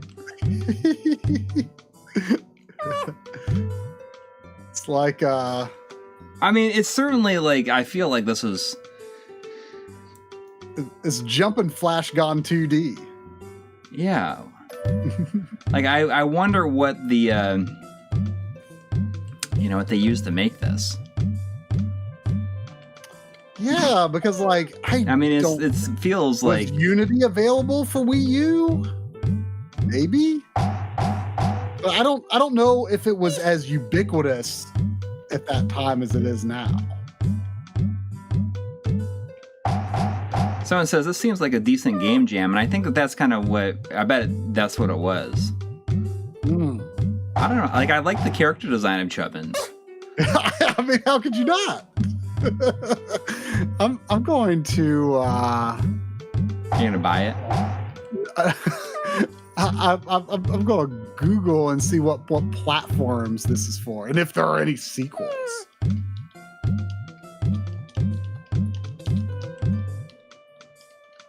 bet I can get into that. Oh. You just get unlimited lives too, which is nice. The first thing that comes up is the Nintendo Life review for the Wii U eShop. Oh, here we go. Here's an IGN page that says everything you need to know about Chubbins. Everything you need to know about Chubbins. This came out June 5th, 2014. And I am not seeing any evidence like this. This might be this seems to be a true Wii U exclusive. Like, remind me, is it impossible to buy Chubbins now? I think you can put money in via the Switch? On the Switch. Yeah, you should be able to at least. How much? I wonder how much it is. $5 maybe?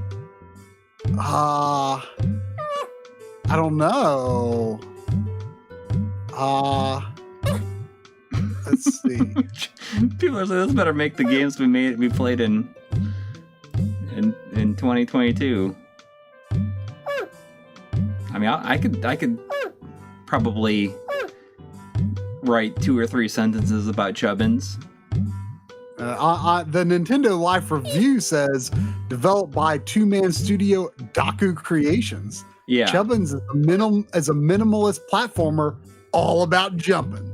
So much jumping, in fact, that you're never not jumping.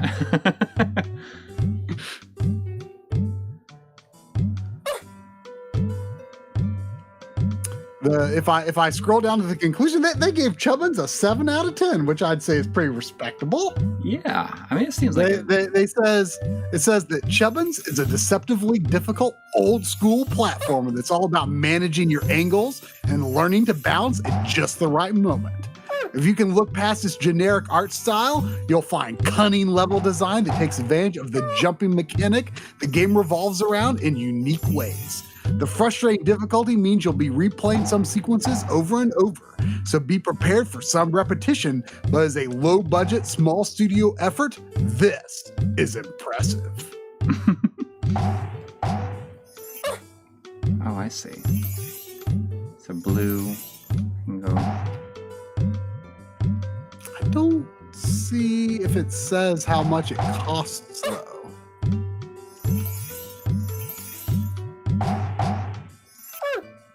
understand. Like, am I invincible? Like, while I'm doing that?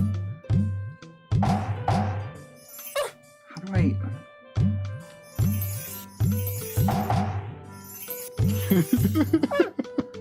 Seth says 100% chubbing, 0% bad.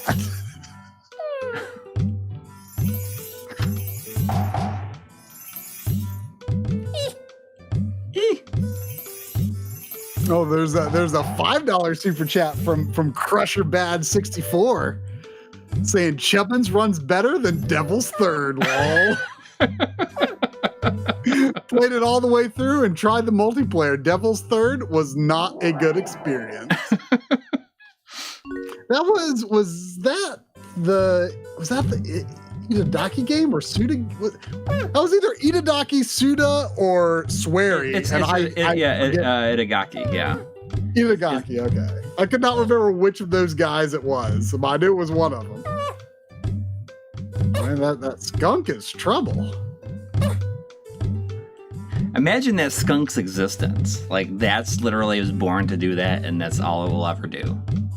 Is I like that it's wearing that hat too. It's like slowly like falls off its head when it goes down. Look how big Chubbin's eyes are when he hits the skunk. He kind of has like a pose.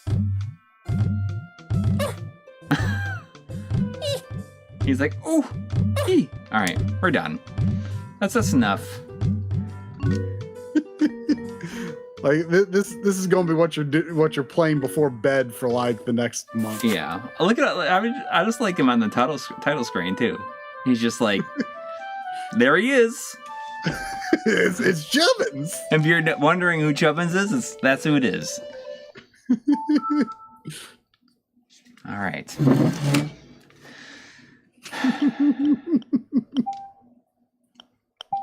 Is Chubbins going to be in the games we played in 2022? I mean, I could probably do like a couple of sentences about it.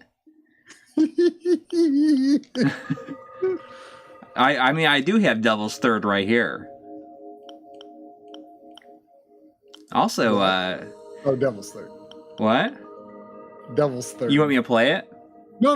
I just couldn't. Oh, I couldn't understand what you said at first.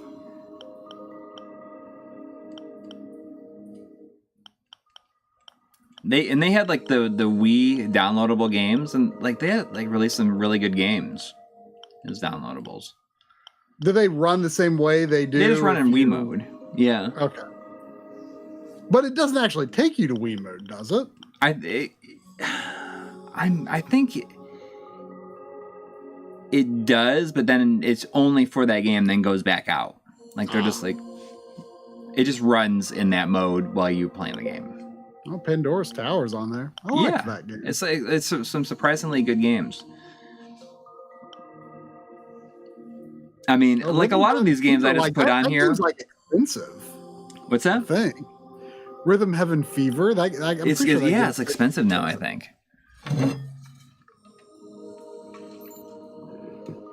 Like rhythm games aren't my thing, but I kind of wish I had it just because that game's got a really fun style. Oops. So there's the Fast Racing Neo I have. Do you have Dr. Luigi? I don't. You know, I never played Tank on here. Is it good? Because I played with my kids at the it was the arcade place. It's like the food place that just like closed down. I don't know why I can't think of it, but it was just they closed down all of them across the U.S. And then the one local was bought by this company called Velocity Esports, and they have Tank there. Oh, so it's an arcade run. I have I mean, a lot of these games I just installed. I didn't really even know what they were. I just installed them based on their name. Yeah. Like Ninja Pizza Girl. I've never played it, but I mean, it sounds like it's Ninja Pizza Girl. Who wouldn't want to play that? I mean, you want me to play it? Yeah, I want you to play Ninja Pizza Girl. Come on. Yeah. GameWorks, that's what I was thinking of. I don't know why I couldn't think of it. I'd never heard of them. I mean, you talked about this not that long ago, I think, but before then I'd never heard of them. Oh, GameWorks? Yeah, they were owned by Sega a long time ago. And a lot of the stuff they have in there is... I don't love the art style of this, transitional screen. This is the prequel to Chubbins.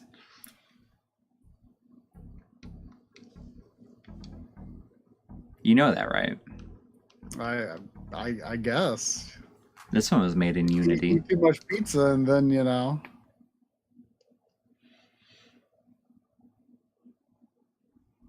Wow, it's like, okay, Unity logo there. It was overloaded with Australia logos at the front. There was a $2 super chat from Crusher Bad 64. Thank you. Saying, I wish the Wii U Pro Controller carried to Switch. I kind of wish that, I wasn't expecting this to be 3D.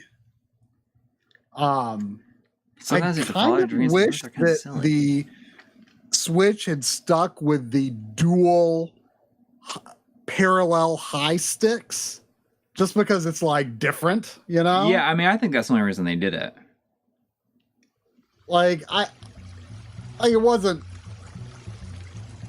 better to have the two high sticks, but it was different. I liked that it was different, that it was, man, I do not like the 2D character art in this. Yeah. Like, at all. I mean, I'm not sure how much I like the 3D art either. But yeah, the Wii U Pro Controller is, I think it's kind of nice. Up until recently, it had kind of been my main PC controller, actually, just because I had an adapter have an adapter for it. But more recently, the rare occasion that I do need a PC game controller, I've kind of found that the Series X controller is just a little easier to use because the Wii U Pro Controller doesn't have data going over the USB, so you do have to use a special adapter. And with the Series X controller, I can just use a USB-C cable and it's ready to go with no fuss. I found it to be a little more readily usable than like a DualSense or anything like that on PC. So it's just, and I like, even though it's in the off position, I like the Series X D-pad. So it's a fine PC controller. And the battery lasts a really long time. Oh, I think we have future information of I guess tomorrow's DF Direct from EB Chill 2, Eric Benoit, saying it was revealed in the DF Direct yesterday. Audi is no longer in Richard Ledbetter's basement. Expect a visit. Have a great week. I can't tell whether this is the tone of this feels celebratory of Audi's freedom or somehow darkly ominous.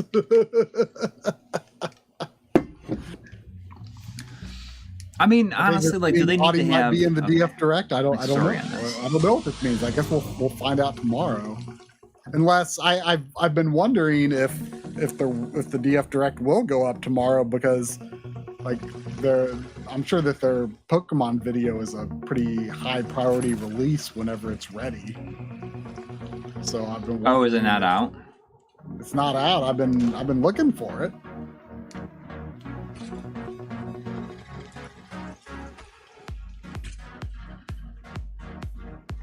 Cobby the Fox says, I don't really have a preference for stick placement. Both work, which is exactly why I kind of wish that the Switch stuck with the dual high sticks, just because then, each of the main platforms would do something different. PlayStation with parallel low sticks, Switch with parallel high sticks, and Xbox with staggered sticks. Why not all be different? That would have been more fun and interesting.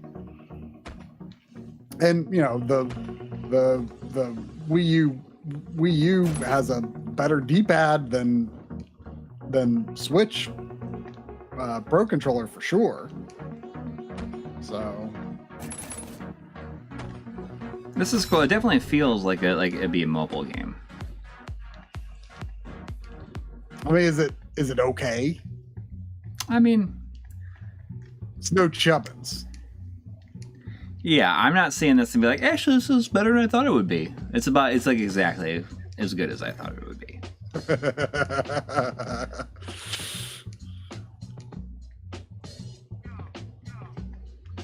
I don't think that they need to like have story segments in it. Honestly.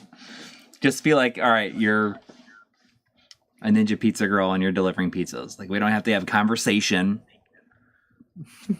about the character, like with the characters. I mean, I feel like that's something that is just like characters to like draw you in and make you feel attached to the game, right? Yeah, I mean, I feel like every game tries to do that, and I appreciate it when you don't. Yeah, you don't always need that. I agree 100%. Like I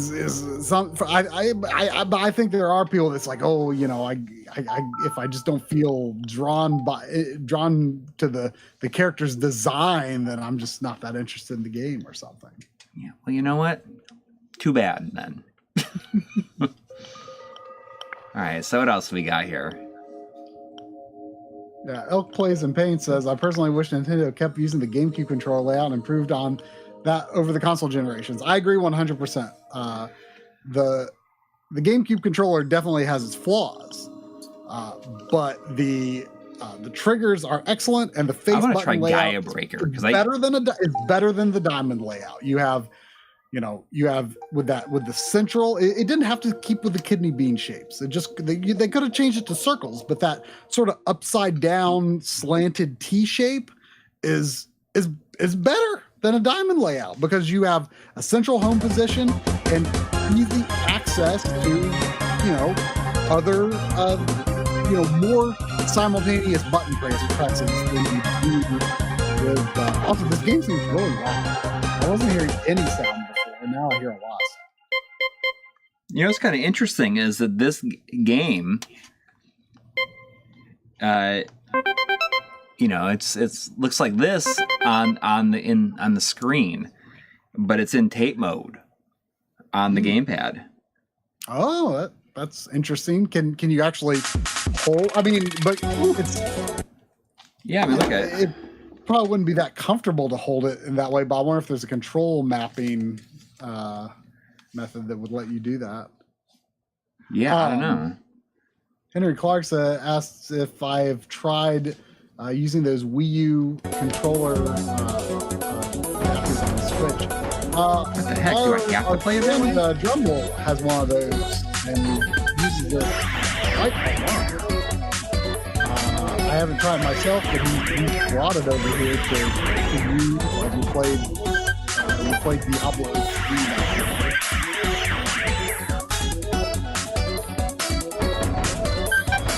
You're supposed to play it with the gamepad and tape mode. Like, I have to use the analog stick, and use the D-pad is the button. Like, I have to press right or down on the D-pad to shoot. So is this game not compatible with Pro Controller, I wonder? I don't think so. The game is loud as F.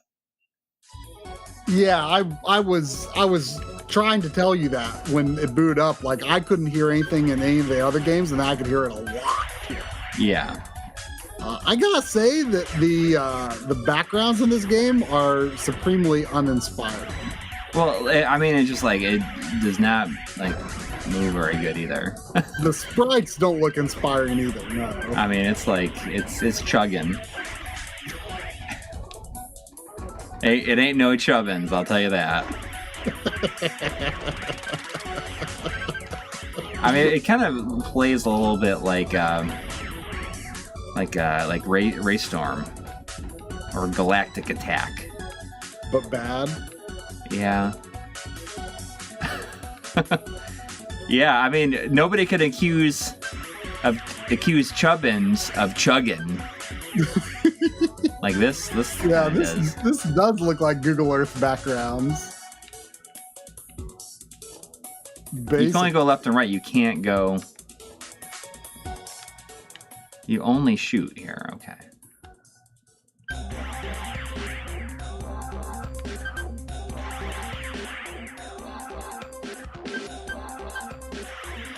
No, I kind of had a better. I had higher expectations from a game called Gaiabreaker. I'm sorry. I think there's a little discussion going on about the PS5 D-pad. You know, I think I've mentioned it before, but when I tried using a, well, I can't remember exactly how this worked. When Drum and Lynn and I played Dungeons and Dragons Shadow over Mystara, the Capcom arcade brawler. I think the first week we played it, I was using a DualShock 4. And there's a move in that game where if you hit down, up, and then attack, you do like a special kind of upward attack. And I'll play Tank after I play a little Star Fox. Okay. Lost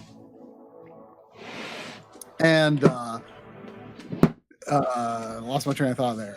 Anyway, so then the next week, I played it with a DualSense controller. And what I found was when I did the down-up attack, I often found my character facing the wrong way. So that was, you know, I'd heard people complain about the PS5 D-pad, and it had not caused any problems for me before. But that's like the one instance where I have personally encountered an issue with it. So that's kind of going to be, you know, my gold standard D-pad test is always Contra games, if at all possible. But now that's kind of going to be a new test for D-pads for me. If I can test the Dungeons and Dragons Capcom game with that down up attack and see if it accidentally gets me turned around the wrong way. But outside of that, I've had no problems with it. Although I probably haven't played a whole lot of like side scrollers or anything with it, but I don't expect I would likely have a problem with most of them. It was a pretty specific circumstance that Oh gosh. I like how General Pepper looks in this. I forgot like everything about this. Now go here. I forgot that the voices only come out of the gamepad. Oh really? Yeah. Like why is there no? Let's just skip that. I mean, it looks awesome. If it was just a rail shooter and looked like this, I'd be like, I could play this all day long. You know, it looks amazing. It does. And I like how they handle like the controls. Like you shoot with the triggers, and you can like roll like using the right stick. I mean, this would be awesome. Just like a rail shooter Star Fox. It just like looks like this all the way through, and it plays like a rail shooter with no gimmicks or anything. I mean, that is like exactly what I want. This right here is exactly what I want, but without the motion. Right? I mean, yeah. Crest of Honor was asking, what's your least favorite D-pad on an official non-third-party controller? I would probably say original Xbox. Wait, what? least favorite D-pad on an official controller. The original Xbox. Yeah, but maybe. I don't like the original Xbox controller, and even the S controller. I don't like. I was when Audie was here. I played a little Xbox, and wasn't even playing it that long. Like the next day, my hands felt like weirdly sore, and I'm like, "Is this the Xbox?" Because I mean, I'll admit I don't play original Xbox like very often, which is probably one of the reasons I don't like the controller that much. Is just because I honestly have not really played the system quite enough to get super used to the controller. I mean, I've played through a good several games on. I mean, I've played through Grabbed by the Ghoulies and Conquer and Panzer Dragoon Orda, a few others, but I'll admit it's not a system I have as much experience with as some others. So I have less experience with the controller. Dreamcast D-pad is great. See, I don't agree with that either because I like the Dreamcast D-pad. I remember when I was playing Grandia 2. I remember having a lot of unexpected sort of double taps and the direction going the wrong way and stuff like that in the menu. But maybe it was just Grandia, because I mean, you don't use the Dreamcast D-pad that much in other games, I don't think.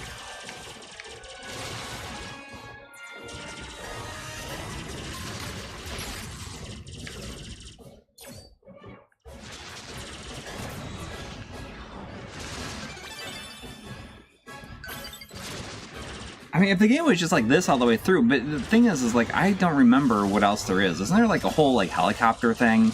The helicopter thing is probably the weakest part, mostly just because it's really slow. Yeah.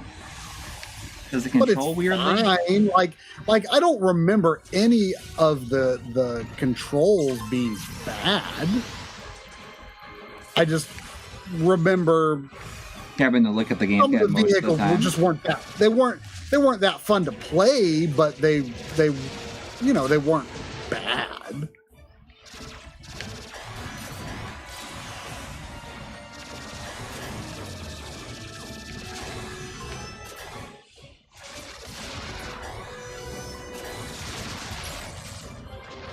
See, I don't have a problem with the button D-pad when playing Switch in handheld mode. Like, I feel like I should, but like, it's fine. I played a lot of Mario Maker 2 that way. And I was like, oh, this is going to be terrible. And then I was like, oh. I definitely cannot handle that. It doesn't, like, I felt like it would, I mean, it's definitely really precise because you know for sure what direction you're hitting because it's just buttons. And it doesn't bother my fingers to like glide over them. How do you recenter your aim? Oh, it's Y that does it.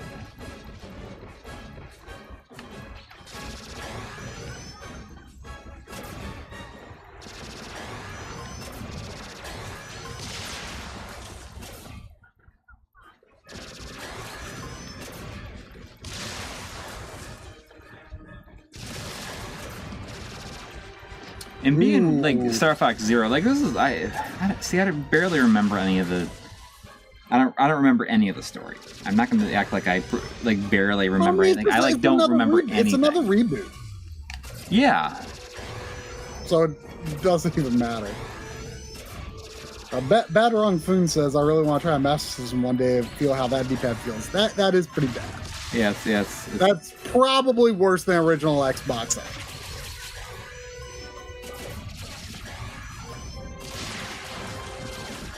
Yes, that's right, Crest of Honor.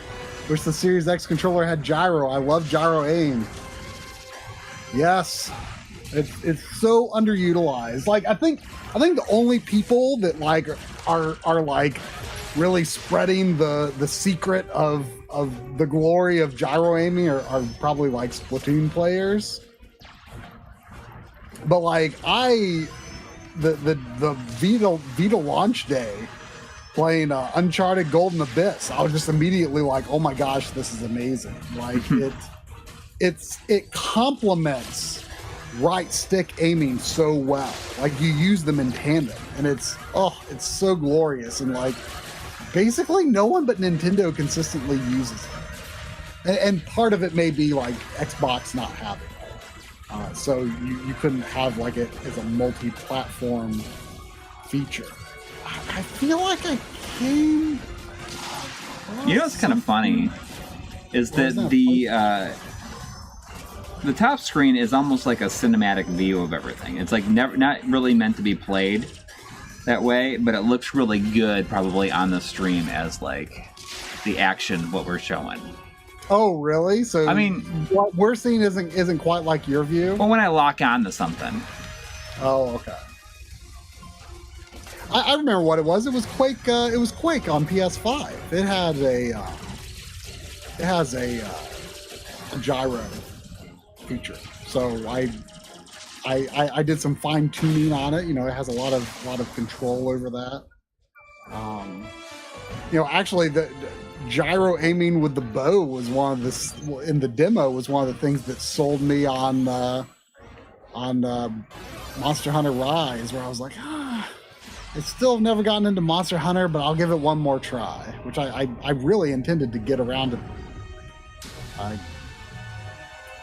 tackling that game this year, and I didn't get around to it. But I love gyro. Oh, Henry Clark says I'm using gyro in Ragnarok. Oh, so is that like just like help you with like throwing or other ranged attacks? I didn't know that was in there. I heard that it is in Horizon 2, that there's gyro aiming in that, which got me excited. I still haven't played it, but I played the first one this year, so I'm looking forward to it. Naughty Dog embraced it with Last of Us Part 2 and 1. I don't remember it being in Part 2. I don't have Part 1. I mean, I have the original. Oh, did you get any of the, like, now that the Black Friday deals, it's like not even Black Friday, it's like Black Friday week now. I haven't been paying that much attention. Like, is there anything good? I got Alan Wake Remastered for $15. I got that several weeks ago. Was it for $15? I don't remember. I got the Death Stranding Director's Cut for $20. Oh. And because I've been like waiting for that to that point price.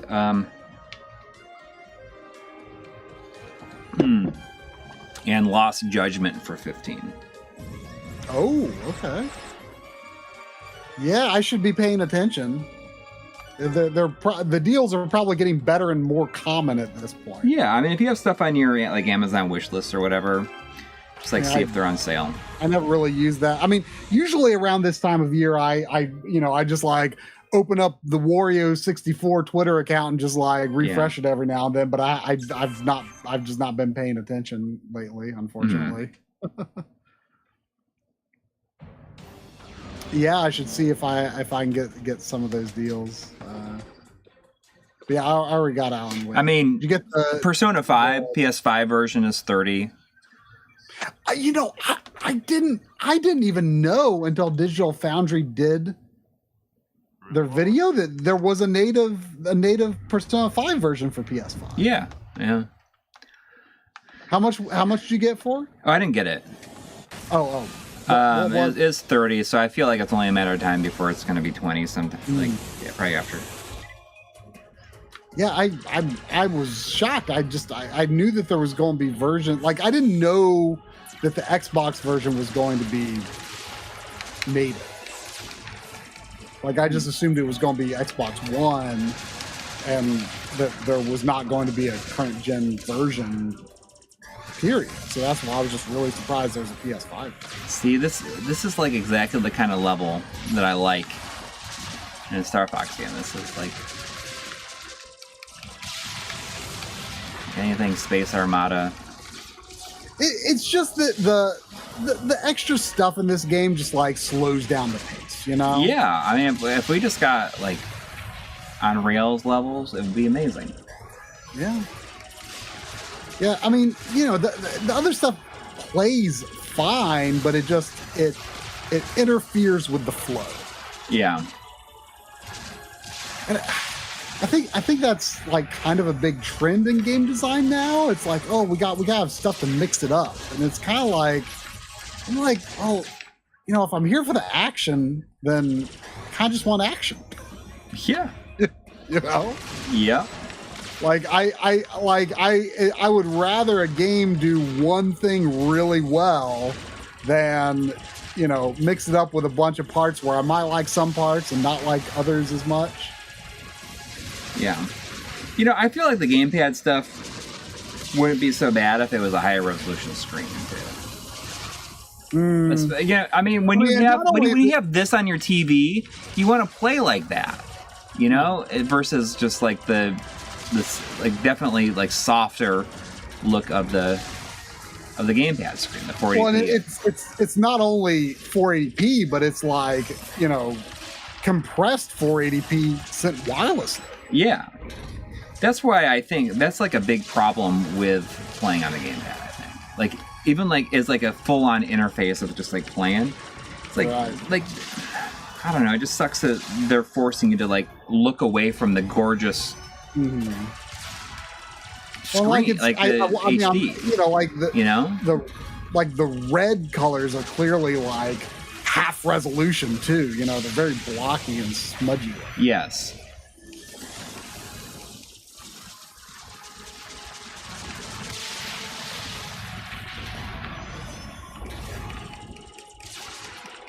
I mean, it's too bad that that's the way that they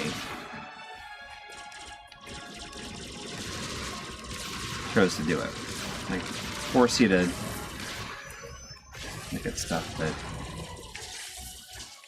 look at the bad looking screen versus like the stuff that they've really spent all the time on. Well, at least that's not a problem with the Switch. Just one screen. Yeah. Okay. That can be your TV or it can be in your hand. So just one screen, whichever way you play. It's the bipedal assault vehicle.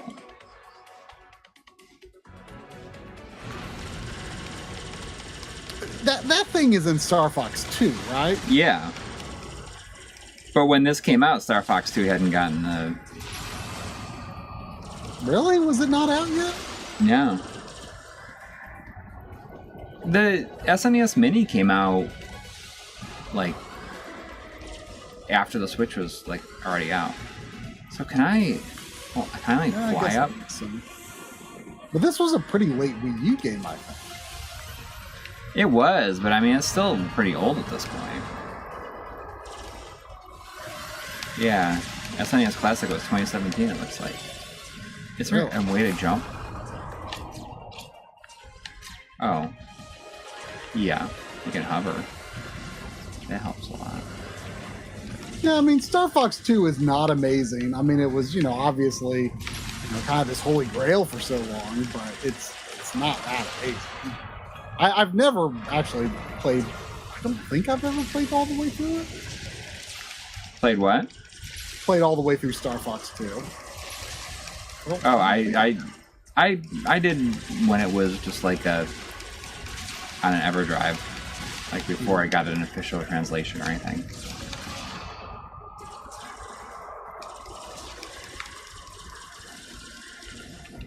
See, I'm kind of feeling right here like I don't have to use the screen that much.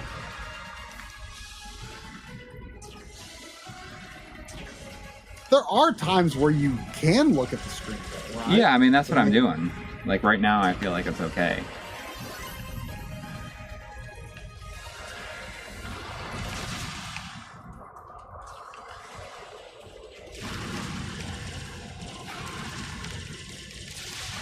And it said Platinum Games like helped them with this. I wonder what all they did. I mean, I kind of think they were kind of the main grunt work on it.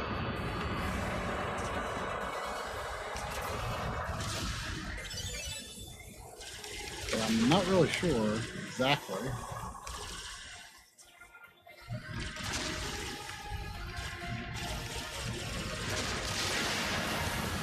Am I gonna fly out of it?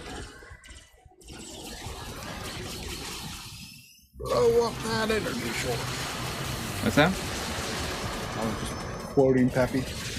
And not only that, but like the Probably a freaking. bit behind. Can I turn off the rumble?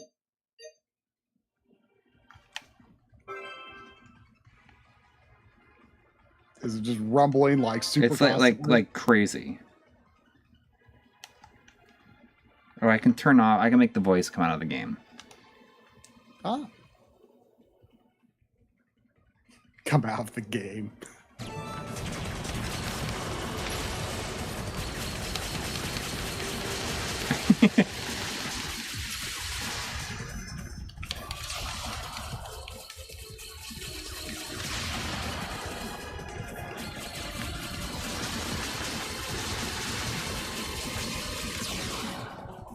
I mean, this is a lot more playable than Rainbow Curse, if you ask me.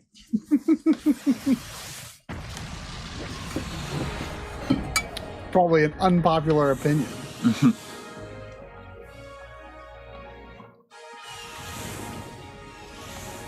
The real question, though, is it better than Fuse? I think it's better than Fuse. It is better than Fuse.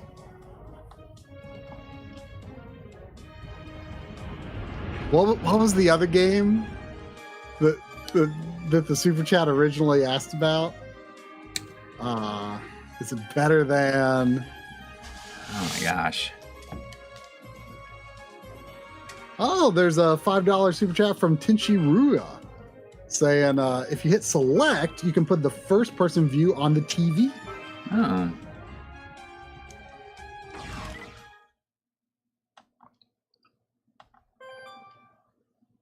It's like, take a break. Do you want to take a break?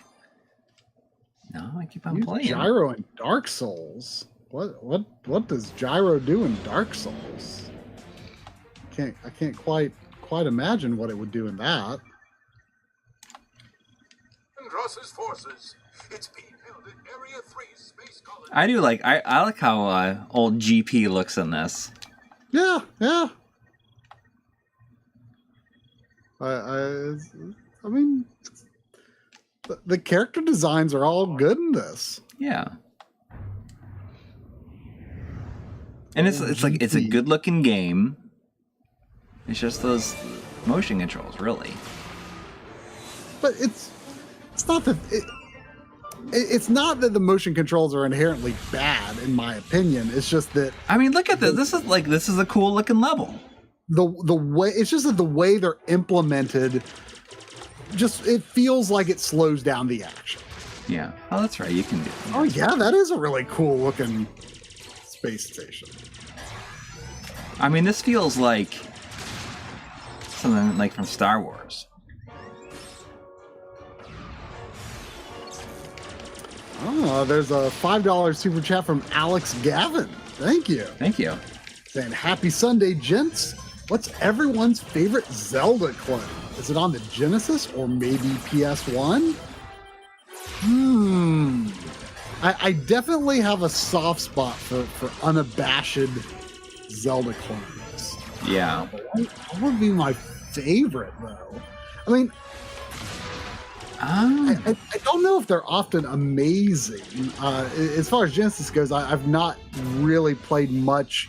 I've not played enough Crusader of Senti to Yeah, say I feel one like way. I'm going to make it a priority to play all the way through Crusader of Senti.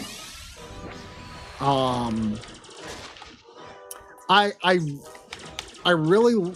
liked Newtopia. I played that on Virtual Console originally. I liked it, but I remembered late in the game it was pretty frustrating. I'm definitely looking forward to playing Newtopia 2. definitely looking forward to that. You know, I liked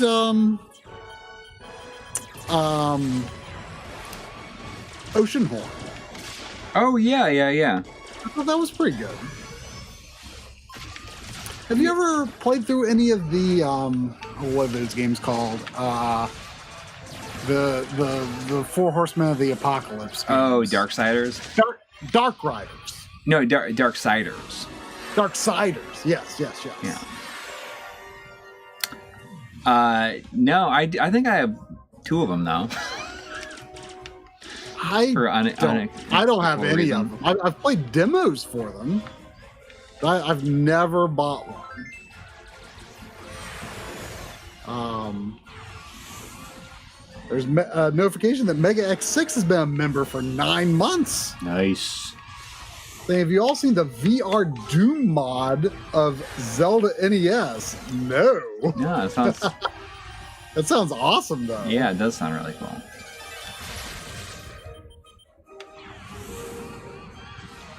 What is that? Wonder on PS1, Beyond Oasis on Genesis. Look at both games that I really wanted to like and kind of didn't. Like, I feel like the first, like, maybe 5 hours of Alundra are really good, and then, like, the level design is just, like, supremely frustrating. But I love the music in Alundra. Like, it's just got a really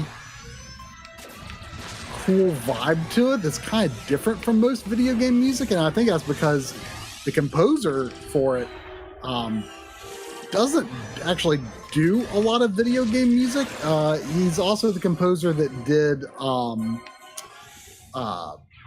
the Gravity Rush games, which also have incredible soundtracks. That's definitely my favorite part of Alundra is like the soundtrack, and I like the I like the graphics style, but I felt like the level design got real bad after just a few levels. And Beyond Oasis, I just, it felt really stiff a lot of the times. Mm-hmm. You should go back to that. I mean, that's an ancient game. Yeah, I mean, you know, I know it's a Yuzo Koshiro soundtrack, but I felt like a lot of the moments where it was trying to be really atmospheric and just kind of had some atmospheric sounds were kind of strange sounding for the Genesis sound chip. But again, I played that on Virtual Console, so I probably didn't really get the ideal sound experience with that. Oh, EB Chill 2, yes. 3D Dot Game Heroes. That's an excellent pick. That might be the best overall Zelda clone. That might be the best overall. Especially this going after like 2D Zelda styles.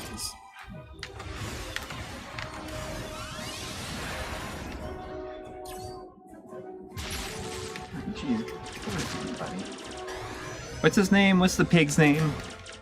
Pigma-Dengar. Pigma. Pigma-Dengar.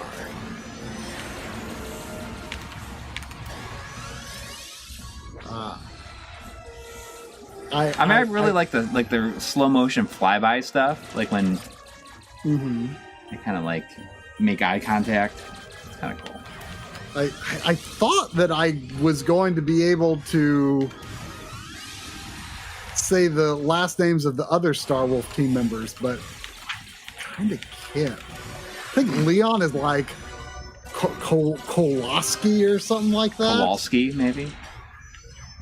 Something like that. I'm sure someone in the chat knows. Wolf and Andrew, I can't remember. Andrew is Andross's nephew, though.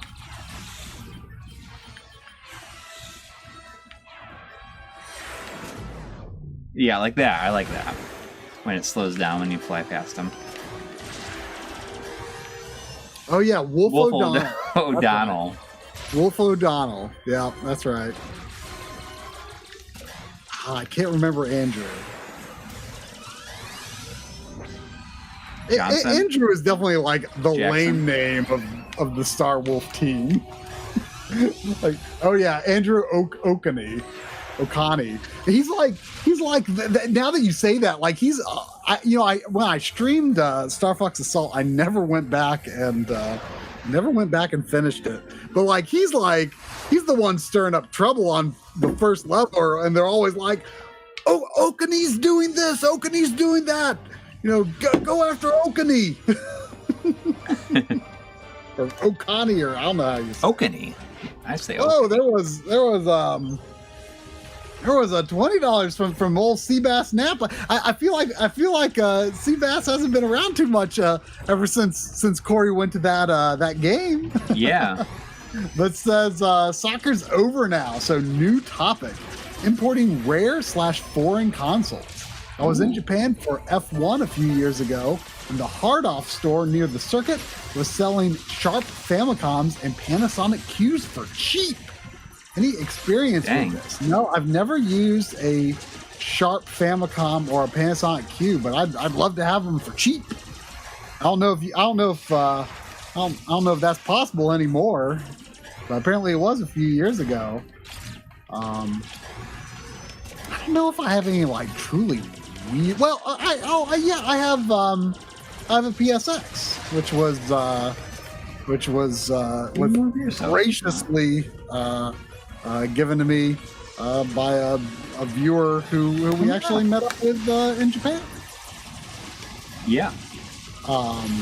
And you can come up here if you want to. I really need to get it serviced.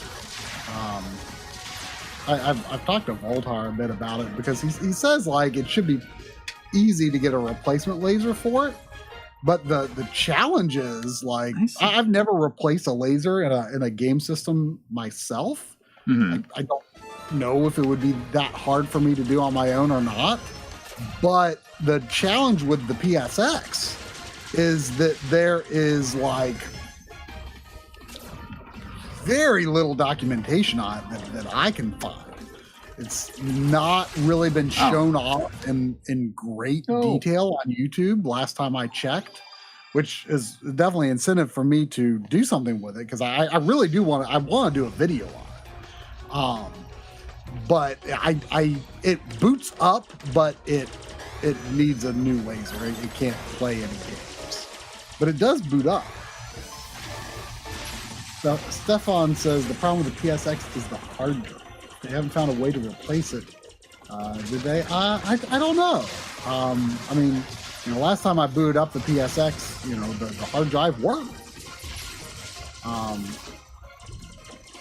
But it's an interesting console. I mean, last time I looked on YouTube, I never found a video that really detailed it in a way that I thought was quite as satisfactory as I would like. Like it didn't show off the externals of the system and or all the features. Like I'd really like to do a detailed video on it, but opening it, like I just can't figure out how to open it, and part of that comes down to there is a little bit of body damage on the one I have. There's kind of two rails on the side of the system. Now, one of them is kind of bent, and I think that is preventing me from accessing some points that I need to get to open it up. Okay, so I can double click it and dash to the side. War consoles, check out the PCKD86 3G. It's a CRT computer monitor with a built-in PC engine. What? Oh yeah, I think that I saw something bonkers. Recently about that. PCKD86. Like I can't even imagine what the PC engine would look like on that. Yeah, right? Because it does have RGB, but okay, here's some pictures. Looks pretty cool. Looks pretty cool.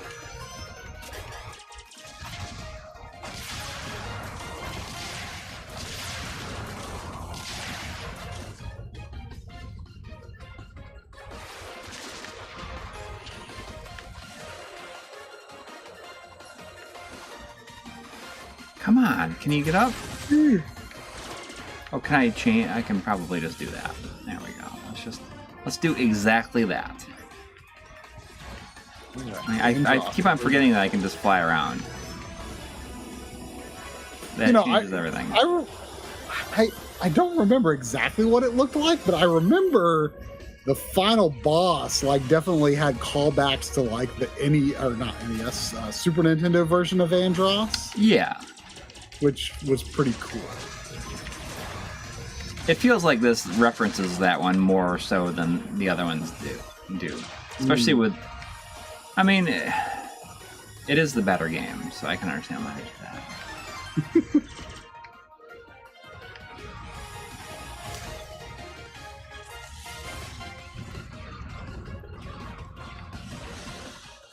I mean... and all this is probably better than Star Fox Assault also. I mean, I feel like these levels are better than the on-foot stuff in Star Fox Assault. Did you ever finish that? Oh, I was talking about it just a few minutes ago. No. Oh, okay. It didn't. I mean, because the thing is the opening level is real good. Yeah, exactly. And then everything after that kind of feels like not as good. Just making a single player level out of a multiplayer map. Yes. And shoehorning single player objectives into a multiplayer map. Mm-hmm. And that was not as fun. Not to mention that the enemies are called the Aperoids. In that game? In Assault, yeah. I don't know. They're these the bugs. I need to go back and finish it, but I remember hearing that it was originally planned to be a multiplayer only game. Oh yeah. Which kind of makes sense that the levels kind of feel like they're just a single player version of multiplayer modes. Sophia, you can come up here if you want. Sophia's been ridiculously needy these last couple days, and she just is talking and talking and talking and talking, and I can't get her to do anything. She wants something, but she doesn't know what she wants. She just knows that she wants or needs something. Thank God. It's time for the gyro wing. The controls are simple. Starting any fights with Nelly? No. I don't know what it is. Yes, you can come here if you want to come up here. I remember the controls of this thing being fine, but it was just kind of boring. Yeah. Yes, you can come up here if you want to. I will pet you if you come up here. It's she's trying to get me to go someplace. But then really the only place that she wants me to go is to go lay on the floor over there with her and pet her. That's all she wants. Yeah, you can come up here. This is not an acceptable petting environment. Yeah, come here. Come here. Jeez, it's saying that my gamepad battery is almost dead. Come here. Well, I mean, I might have to plug it in. Battery capacity is gonna wane over time. That's the scariest thing about the WiiU. Yeah. I have the plug over there. I can go get it. Oh, look at that cat. The thing is I just want her to... I want her to, lay down on me, but and a lot of cats do this thing where they, kind of crouch down. And it's I don't know, there's just something about, that centralized point of, all four of their feet, balancing themselves on you. It's like not comfortable. You know, I thought you know, when I was younger, I definitely had a bit of a cat allergy that would make my eyes really itchy. And I thought I was over it, but the last time I went to Drum and Lynn's house, this never happened with their cats before. But when I got home, like my eyes started getting really itchy and they were just like solid pink when I looked in the mirror. Jeez. All right, hang on. I'm just getting my... And I don't know if it was because, like, I petted their one cat, Bernie, that has, you know, shorter hair, and they've had him a long time. He's never given me an issue. And, but I petted him a lot more that time. But also their other cat, Maddie, who is extremely shy around less familiar people, actually, yeah, I mean, she's normally like in hiding and I never see her. But she actually came out when I was leaving and let me pet her. And I pet her for just such a brief amount of time. But I wonder if that could have been what caused it, because I've had very limited interaction with Maddie before. So I wonder if that was it. Hattori Hanzo, I did rub my eye. I remember rubbing my eyes after I was home. And I probably, I would have thought I would have washed my hands before then. But yeah, I don't know. But I remember having itchy eyes visiting a friend with a cat many years ago. And so I was like, oh, I'm allergic to cats. And I don't encounter cats all that often in life. So I, you know, was just like, oh, I'm allergic to cats, and didn't have a lot of circumstances to test it otherwise. But then, like, when Drum and Link got cats, I was like, oh, like, these cats haven't been bothering. But their other cat, Maddie, they haven't had her for as long, and, you know, like I say, I don't get to interact with her much because she's very shy. And the last time I did, very briefly, I don't know if it was just from petting Bernie more than usual, or if it was from just that very briefly petting Maddie. But man, my eyes were solid pink.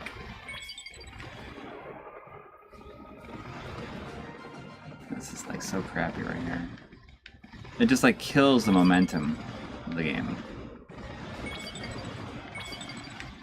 Yeah.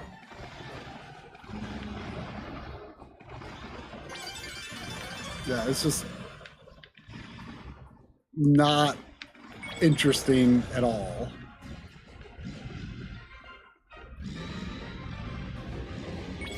Then you gotta look on here. Did you ever play much Star Fox? What's the game that came with this called? Star Fox? Oh, Star Fox Guard.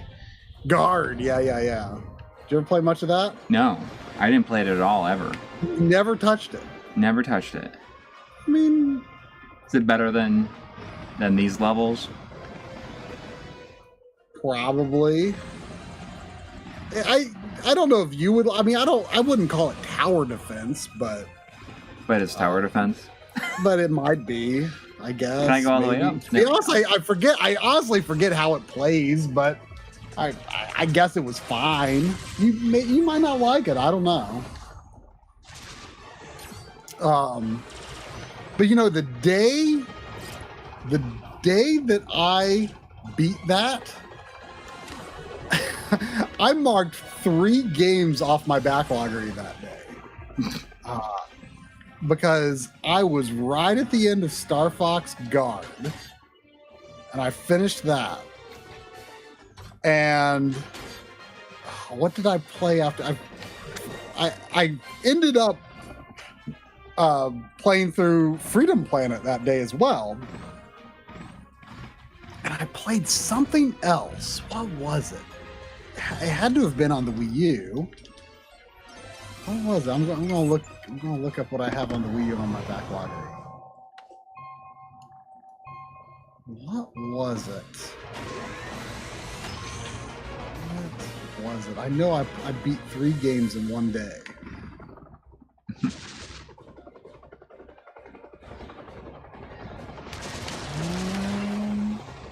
Star Fox?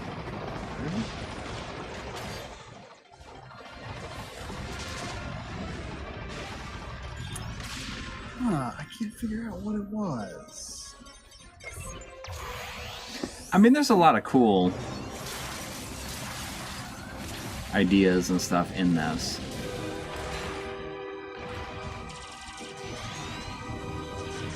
The Gigorilla.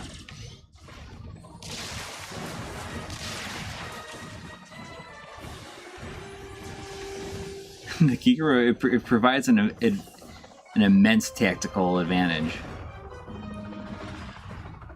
This is like that. This is like where Vanquish takes place. Oh yeah. Or like the movie Elysium takes place on here. I can't remember what it was, but yeah, I beat 3 games in one. Like I want to say it was Star Fox Guard. Then like I want to say I played the entirety of 2 other games, and I guess they weren't the longest games.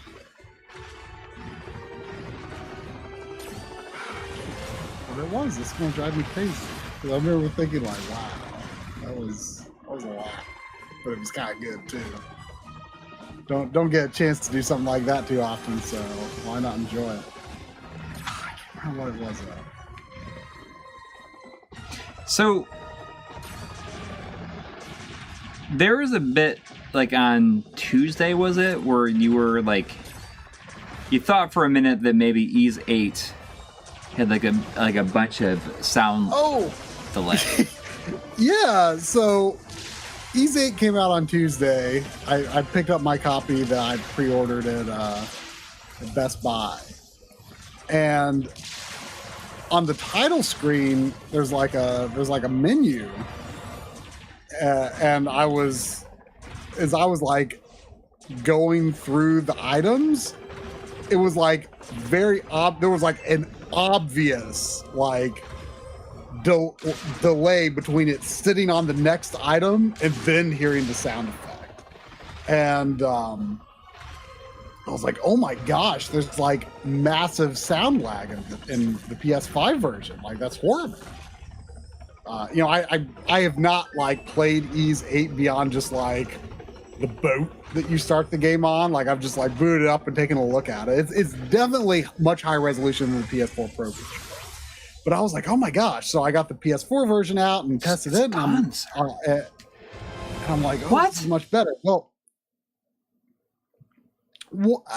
I didn't have any time that day really. So what did I have to do? I went back and did tests another day. But I started to think like, wait, I think this is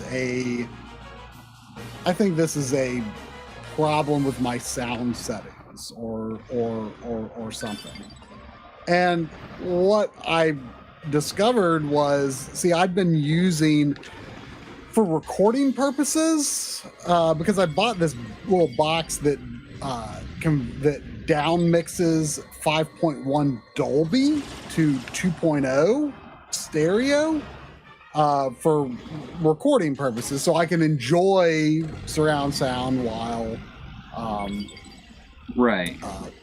still recording and not like having no dialogue in the recording because the dialogue is in the center channel, right? So I hadn't actually been using it that long, and I haven't like really been playing like a lot of like surround sound games since then, so I haven't been thinking about that much. And so I don't even know if Ys 8 supports surround sound, but the point was I had my PS5 set to 5.1 Dolby. And so then I started doing some tests, and I actually like shot footage off of my screen and then counted the frames between when I heard the sound effect and when I saw the reaction on screen. I used Monster Boy to test because I could test that on Xbox, PS4 and PS5. And as it turns out, there's just like if it's 60 hertz, there's like a 9-frame delay with Dolby on all of those systems. Like PS5, PS4 Pro, Xbox, it's just that way on all of them. Now, I don't know if this is maybe a new problem caused by my new receiver. Like maybe it's just slower at decoding Dolby. You wouldn't think so. It probably was that way on the old receiver, and I just never really noticed because for most of the time I had that receiver, I was using uncompressed sound. I was only using Dolby for recording purposes. So yeah, I'm not going to be doing that anymore because like now that I've noticed that lag, it's like very obvious. Like in Monster Boy, the jump sound effect happens at the peak of your jump. Yeah. Which is like, those kinds of things happen on like some of the mini consoles, right? Right. I can't remember exactly. where we've seen that before, but like there were definitely instances where like you heard the jump at the peak of the jump. Yeah. So you don't use you haven't used like the uncompressed sound. Like I use uncompressed sound all the time. And No. That's what I was using. Up until... See, here's the problem. Like, if you're using uncompressed, like, I'm going to swap the AverMedia back into that computer. Yeah, because that'll mix it down. I think it can. I think the AverMedia can down mix. Yeah. See, I've been using and it will recognize like 7.1. I'm going to swap the AverMedia back into that one because I can use the Magewell up here, and the Magewell is more useful up here. So I'd been using Magewell for both 4K consoles and retro stuff, but I'm going to change that. I'm going to use the AverMedia again. I hadn't used it in a long time, but with the Magewell, like you figured out kind of a hack to do surround recording on it, but it's kind of impractical. Well, not with the Magewell, no. Like it's impractical. Well, it doesn't work. If I need to record surround, then I'll just use the AverMedia for it. Yeah, but I had been using the uncompressed sound up until I realized like, oh wait, I'm like playing the surround sound game and there's like no voice in the recording because of that. So that was when I was like, well, I don't really notice the difference between Dolby quality and uncompressed. So, here's an inexpensive box that will down mix it. Great idea. And then, I didn't notice. I was playing Final. That was when I was playing Final Fantasy 13. I did not notice the delay in that. But then, like, I noticed it here, and I can't do that anymore. So it's got to be what. Now, see, what I had heard was the Xbox has a massive delay with Atmos, Dolby Atmos. Yeah. But I didn't realize like, oh, that's like just a general Dolby problem. The problem though is like, you aren't going to get those height channels with uncompressed. Like as far as I know, it's got to be Atmos. So, and PS5 doesn't support height channels. So like that's something I've wanted to do, but like the support in video games is like so poor right now. I mean, I've been thinking about doing it, just like getting a couple of other speakers, and I have these overhead lights in my like cut into the drop ceiling, and I'm like, I barely use those, so I wonder if I could just take those lights out and put speakers in there. Oh, PokePress says you need to stop leaving the Gigarilla before going into the pool. Yeah, yeah. Oh, okay. It looks like you're clear now. I did it. But yeah, so I mean that's that's more or less solved. I just haven't gotten around to opening that computer again to swap cards. Although I'll probably have to do it tomorrow for the backlog restream. So.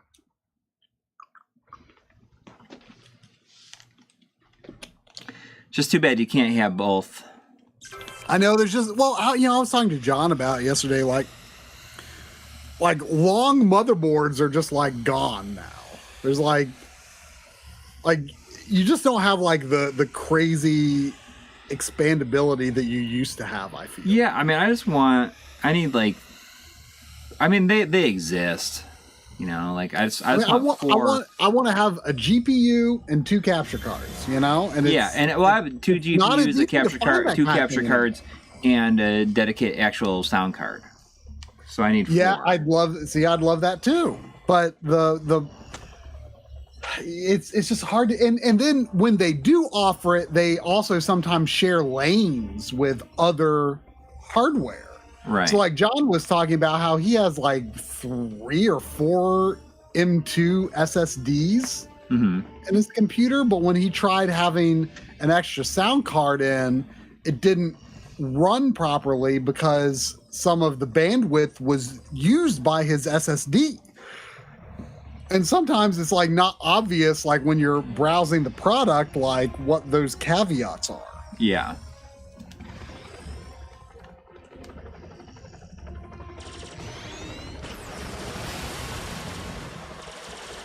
I mean, so like they make you do another one of these levels.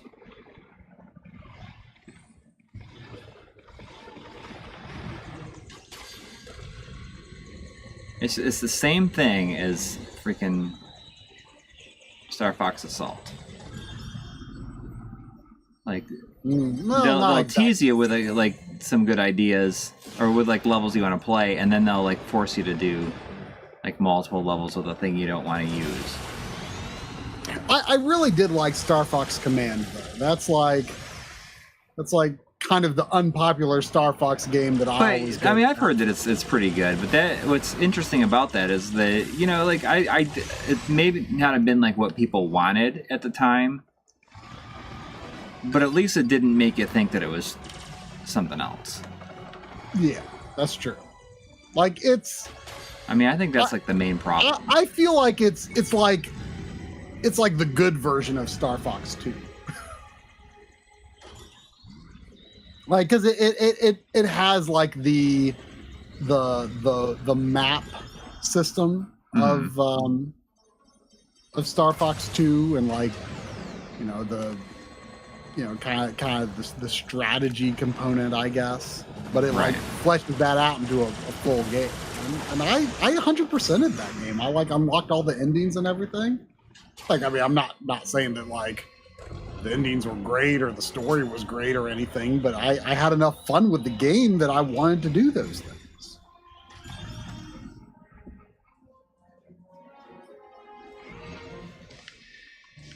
Well, I'll finish this level and then I'm so annoyed that Switch only does linear PCM for 5.1. I mean, out of curiosity, is that inconvenient because you want to use like optical output from your TV to run surround sound? Because I guess you have to use compressed for optical sound. Yeah, but, like it doesn't have the bandwidth. Like if you're doing a direct HDMI connection, you need to use like ARC or whatever. Uncompressed seems pretty broadly accepted. But yeah, that annoyed me too, that you couldn't do Dolby on Switch. Because I was like, oh well, you know, I can do surround. I mean, it's just not that many Switch games use surround, so it's like not that big of a deal. But yeah, I was like, oh well, you know, that's going to be kind of annoying because I have this solution for recording Dolby. But then, you know, now that I realize like I'm getting like 9 frames of audio delay with Dolby, like I'm not doing that. So. But I don't know. If it's not one thing, it's something else. Yeah, exactly. And it totally gets like frustrating after a while. Like the most annoying thing is like how, you know, we're 2 years into this generation and there's really no good solutions for fully utilizing HDMI 2.1 features while recording or streaming. Like there's that Elgato card that does allow VRR pass-through, but I've heard, and I don't understand, I just don't understand why this would be, but I've heard that if you are using VRR pass-through on that card, somehow the recording is like less smooth than if you were just playing at 60 Because I hertz. think like it wasn't even designed to do that. They just figured out how to do it. Well, it was like a new card. It was a new card, and they're like, hey, here's, this is its main feature. But, like, I don't understand that. Like you would think that, okay, if the game is, running at, 50-some frames per second, and you're outputting at 60 hertz, it's not going to be perfectly smooth, sure, but, it'll be okay enough for a stream. But apparently it looks worse than if you just weren't using VRR at all. Like, it'll look good to you on your screen, but it'll look worse in the recording around the stream than if it would if you weren't using VRR. And I just don't know why that would be, but that's what I've heard. So, I mean, all I want is just a capture card that would let me use VRR, and it would convert. It would just then reinsert that into a 60 hertz container for the recording, and that it would look as if to the stream or to the recording, it would look just as if I weren't using VRR. It wouldn't be perfectly smooth, but that would be fine because that's just how that game runs, right? Mm-hmm. So I don't understand why. Like, I just don't understand why it doesn't work that way for the recording, apparently. Or it doesn't work as well as you would hope. And there needs to be 4K 120 hertz recording. Like, as far as I know, it does not exist. It's not one thing, it's always something. Yeah. So basically, like, even though I have the new receiver, like, I can't use 2.1 features while recording. Right. So, like, for example, if there's a game where I really feel like, oh, the frame rate's really unstable, it'll be a lot more fun to play this with VRR. I believe, Elden Ring is supposed to be that way. Final Fantasy Origin Stranger of Paradise is supposed to be that way. I've honestly been looking forward to playing that game. I think the gameplay seems pretty fun based on the demo.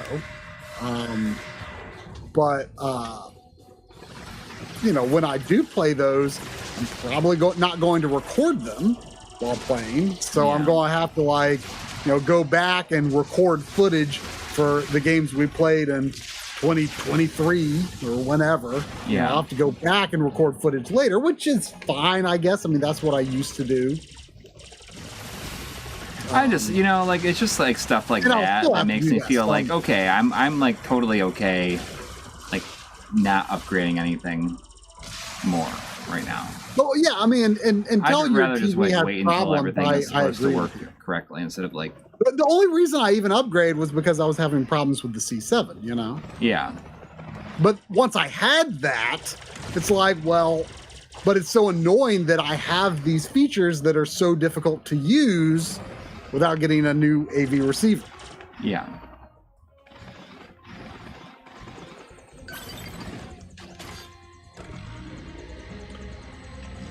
Isn't this the last game Miyamoto took the lead on? I'm not really sure if he's considered the director on this or not, because I don't think he was considered the director on anything after Mario 64.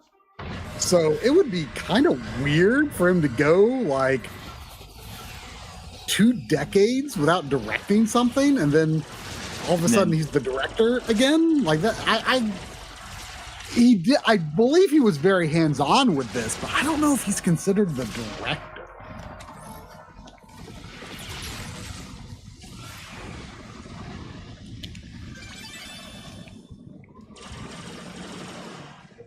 But I definitely think he has a lot to do with, why the design of this game is the way it is, because I think he was just like... it must be really, something different. He was really dead set on, like... ruining it, so that they didn't have to make more. Well, I mean, I think he was really dead set on trying to prove the value of the gamepad. Like, he wanted to make, like, the ultimate gamepad game, and it's just not what anyone wanted, Yep.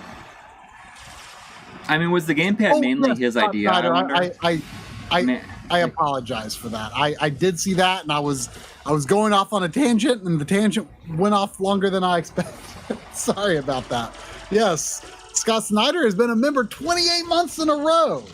28. 28. Dang. Saying a happy early Thanksgiving. Looking forward to the room tour and games we played in 2022 videos. What should I be playing on my new Xbox Series X? I mean, anything, I guess. You should play Unpacking. You haven't played it. Oh yeah. Yeah. I mean, I guess what you should play depends on whether you're into Game Pass or not. Yeah. You know, I mean, certainly there's a lot of good stuff you can play. You know, the sounds like the it's a very good version of the new Plague Tale game. I still haven't played the first Plague Tale, so it sounds pretty good though. So I'm looking forward to that. I think the most recent game I got for the Series X was the Alan Wake remastered. Oh, I got the PS5 version. Like, I don't know, like, it's still, like, just preventing me from, feeling that I got the Xbox version just because, like, I mean, I associate that game with Xbox. Well, same here, but I mean, you're not going to be associating it with anything if you can't play it one day. I mean, I guess that's true, but, I mean, it still seems like it's... The situation is improved, but still has work to do. Yeah. Oh yeah, Gears 5, I hear that's like, you know, kind of like the ultimate Unreal 4 showcase. Like it's, or at least it was as of a few years ago. Yeah, I've still not played through any of the Gears games. But I think I'm looking forward to doing it. I just, you know, it's, you know, this year I've finally been getting a start on Halo. I played through Halo 1, 2, and 3 this year. Yeah. And Halo 3 was a heck of a lot better than Halo 1 and 2. So I'm actually looking forward to continuing. I mean, I don't know how I'll feel about it when it gets beyond Bungie, but you know, because it seems that most people seem to feel that the quality dips off, but... What the heck? What was that about? Like, we'll see.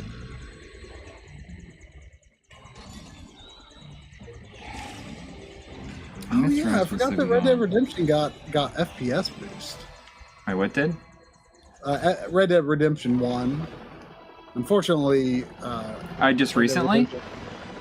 No, I think it was that way. Oh. Right? Unless SNK Nostalgia is mistaken, but that sounds familiar. I know it's 4K, but I think FPS boost sounds right for that, but I'm not 100% positive. I forgot where I'm supposed to go. I missed it. I have Red Dead Redemption 2 for, you know, the Xbox One version. Unfortunately, it'd be so nice if that had FPS boost. Because I haven't. I never even got around to getting that. I mean, I liked the first one a whole lot. So, I mean, you know, I've never really been into Rockstar's open world games, but that one I really liked. And you know, so that was why, you know, when it was cheap at some point, I got RDR2. But and I've definitely heard mixed things on it compared to the first, which was pretty universally liked. But I still really want to play it just because, you know, I like that, you know, Old West atmosphere. Mm-hmm.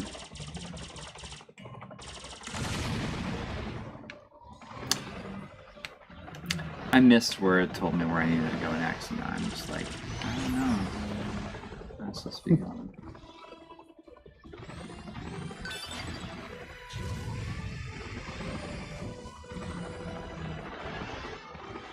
Oh yeah, Witcher 2 has 4K support and backwards compatibility.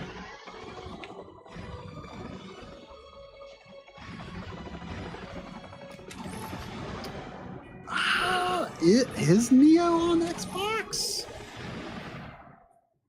I kind of didn't think it was, but I guess it could be.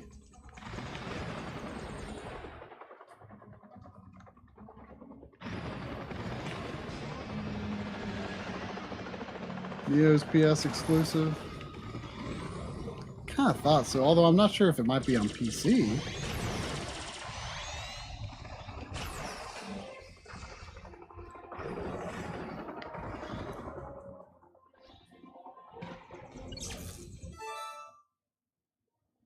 Deactivate the shield.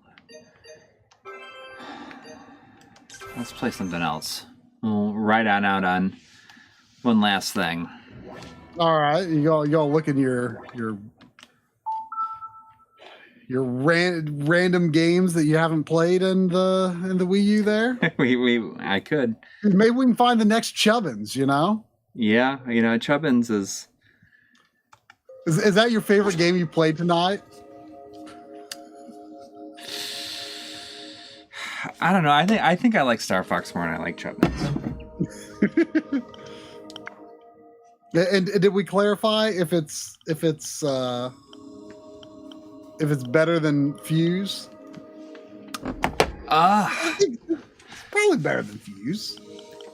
So Game and Wario, is that the one you're talking about? No, I was talking about Wario Master of Disguise on DS. Oh. You know, I've never played Rodea. I've heard it's bad. I've heard it's bad, but I've never played it. Should I play Rodea? I've never played Rodea the Sky Soldier. I've heard that the Wii version is much better than the Wii U. That's what everyone But maybe we said. should play it in honor of Yuji Naka going to jail for insider trading. Yeah. Like, that's okay. That's pretty wild. We'll do that.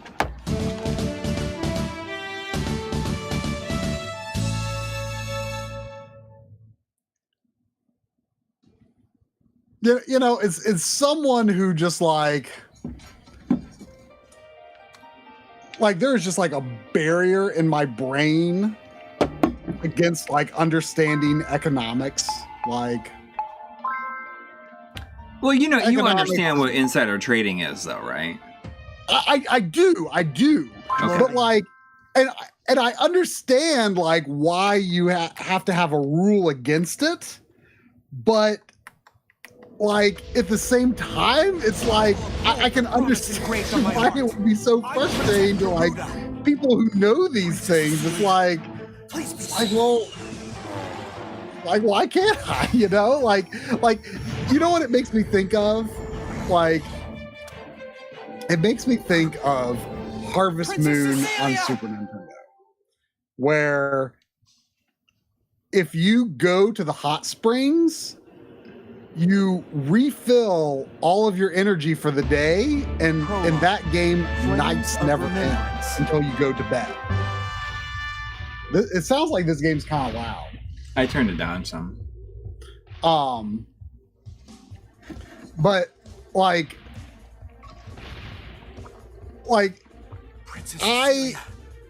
I could not enjoy playing Harvest Moon on Super Nintendo because of that. Like, you don't have to go to the hot springs and endlessly refill your energy. But if you don't, then you don't get as much work done that day as you could. So it felt like this broken mechanic that shouldn't be there. I guess what I'm saying is, insider trading feels like a flaw in the game design that people are just being asked to ignore, right? You know, like it's yes. Like I'm not saying it's okay. I'm not saying it's okay, but I also like there's just this weird disconnect.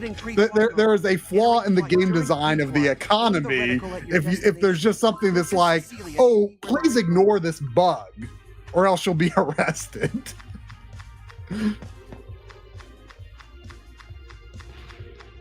But yeah, that's like like I don't know how it works. Like, is he just like, is he in jail now, or is he like taken in for questioning and sent home, and it's like, okay, you've got a court date now?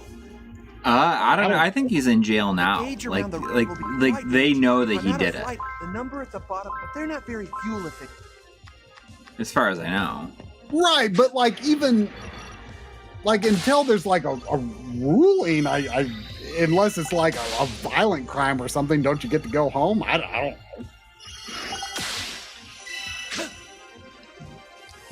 Oh, there's $2 super chat from Broken Halo. Thank you. Saying, have you tried Star Fox Zero co-op? It's way better than solo. I mean, you know, it makes sense that would exist in the game because, you know, Nintendo games like to include ways for people to play together. Oh, one person can fly and the other person can shoot? Yeah, I didn't even, that's something I never even thought of.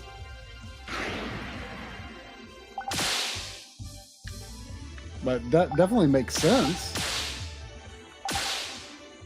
It's this game, you know, like I bought this game, and it's just like I'm playing it now, and I'm like, it feels like such a weird game. My armor energy at the lower left will decrease. Don't let it run out. It doesn't look very good. Remember, let's get. Well, there's it came with a Wii U version and the Wii version in the same game. And the Wii version, like I can understand how the Wii version would be a lot better because, like, when you're aiming, I bet you can use the pointer to aim. You know, fly at this dude. Whoa.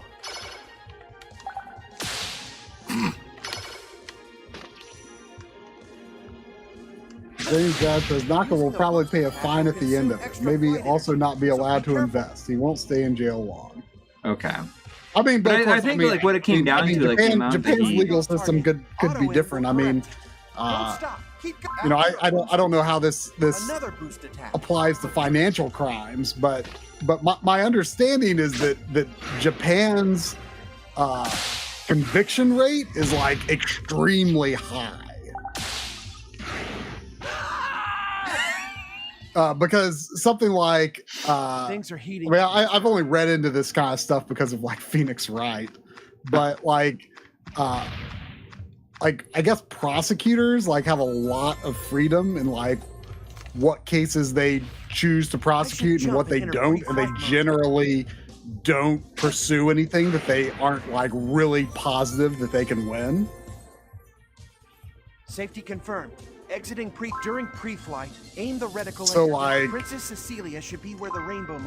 Yeah, you're I think very likely to get a guilty verdict in Japan, which is like the whole thing about the Phoenix Wright games is because like you know you're always trying to get a not guilty, which is it will be gradually consumed during unusual for Japanese law. If I'm out of flight energy, as far as I understand, gravitons as fuel in a pinch. The number at the bottom, they're not very fuel.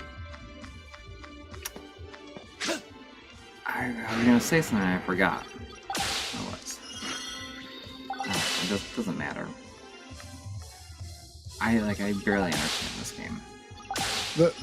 The ground texture quality is like maybe Dreamcast if I'm being generous, but it's skewing a little more N64 really.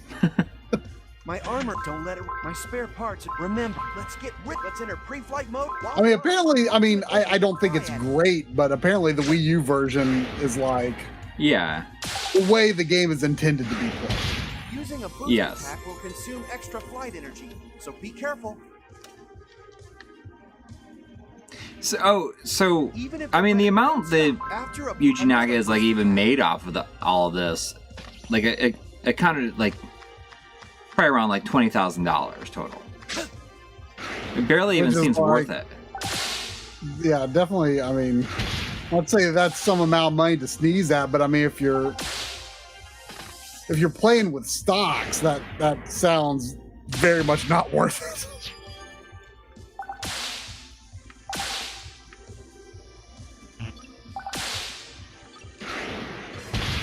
Okay, the path is clear. The rainbow marker is my next destination. But like you know, like I say, it's just like it's so weird to me that there's this you know, like I say, it's a flaw in the game, in the economic game design. That's like, Yeah. oh please don't do this. Let's talk about. And it's like, you know, if like there's a spots. risk of that, Hold then the jump button, and I'll it's like it seems like it just wouldn't be worth move the reticle. but be having careful. stock There's a limit to in, how you many know, the stacks. company that you're Yes. associated with, Princess Cecilia! because you know, you could be perceived as All right. violating Just a little more that, to go. right? So it's just like, okay, stay out of the stock of your own company because, you know, it's too risky. But hey, I don't understand economics.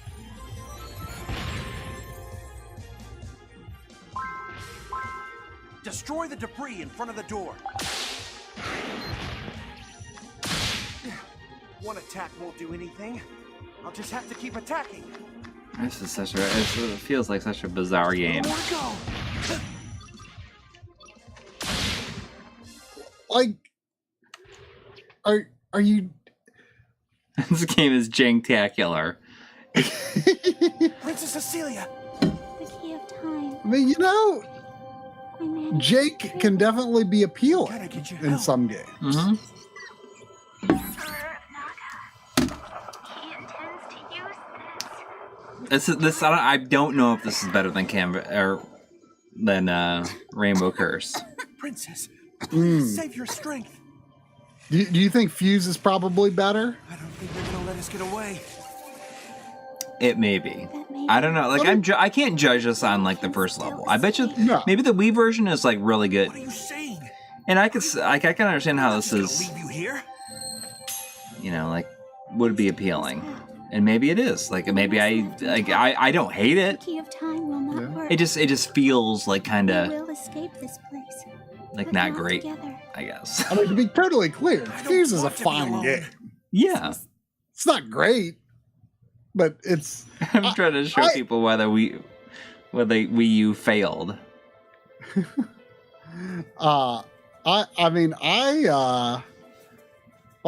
This isn't why the Wii U failed, because didn't this come out like incredibly late? Yeah.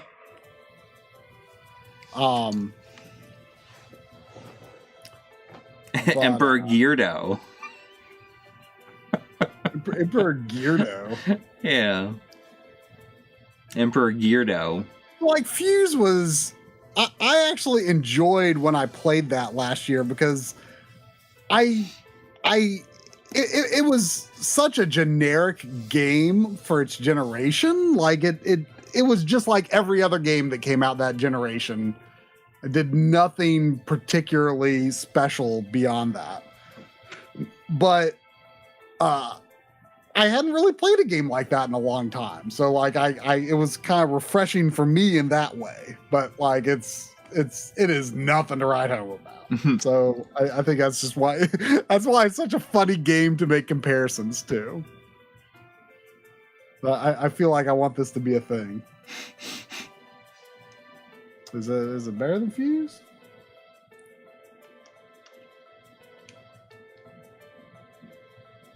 I don't know.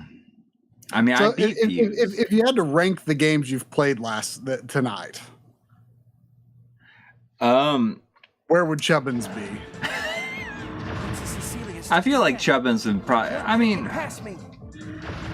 I'm gonna defeat you here. Would it be behind Star Fox Zero? yeah. And you know, like in reality, oh, Rainbow Curse is a good game. You just seem to be bad at it. yeah. It's like, all right, now they're gonna hit. If we're hit being me. honest. Wait, I like too busy laughing about the. I got him working. All right. Hey, Oh, What? my voice? I got there's like a random You stood quick time event that I had no idea was coming.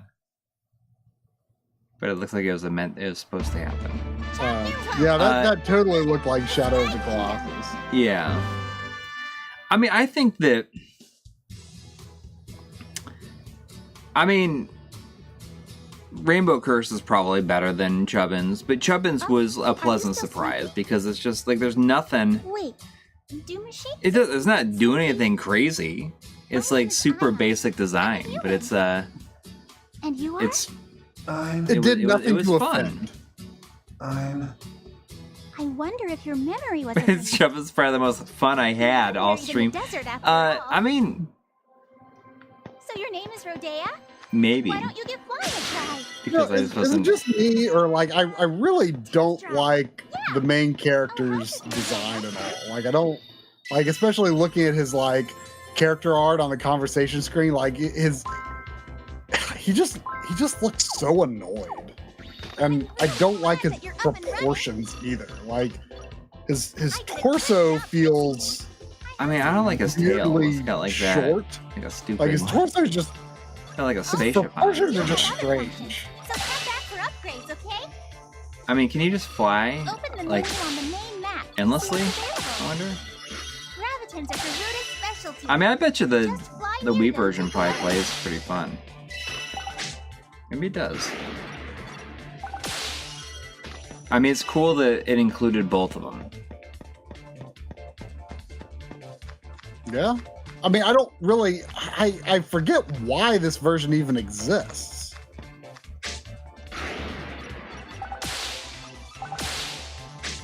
I don't know. I bet you this is one of those games that's eventually going to be worth a bunch of money. Maybe. Maybe. I mean, I feel like the legend of Yuji Naka is kind of like dying. The legend. Or maybe it's only just beginning. Yeah. But like I don't know if I don't know if at this point like people are like, oh yeah, like I gotta have all the Yuji Naka games. You'll start Like over he from there feels instead. kind of tainted So at this fly point. every bell you see. Yeah. Yeah, I mean, I feel like the Wii version could be really good. It's probably more fun to play with a Wii remote. It's too bad they don't include should that try it, ability like, to play in tomorrow. this version. Even I know that they include the Wii U version, but it's too bad they don't include the ability to use a Wii remote control scheme in this version, in the HD version. Yeah, that's weird. I feel like I heard that maybe the graphics are better in the Wii version. I mean, it'd be lower resolution, but I feel like I mean, look at that ground. I feel like I just heard it's better in general. I mean, that's not even remotely even close to Sonic Adventure 1. Oh, I mean, Sonic Adventure 1 is like It's great grass texture, but like this, that's not even close. Adventure 1's grass might be too real, to be honest. I mean, it looks like vomit. Like it just looks like someone just,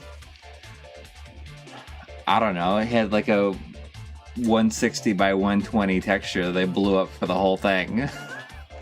Yeah, it's like did they rip that grass texture off of Google Maps or something? Maybe. Like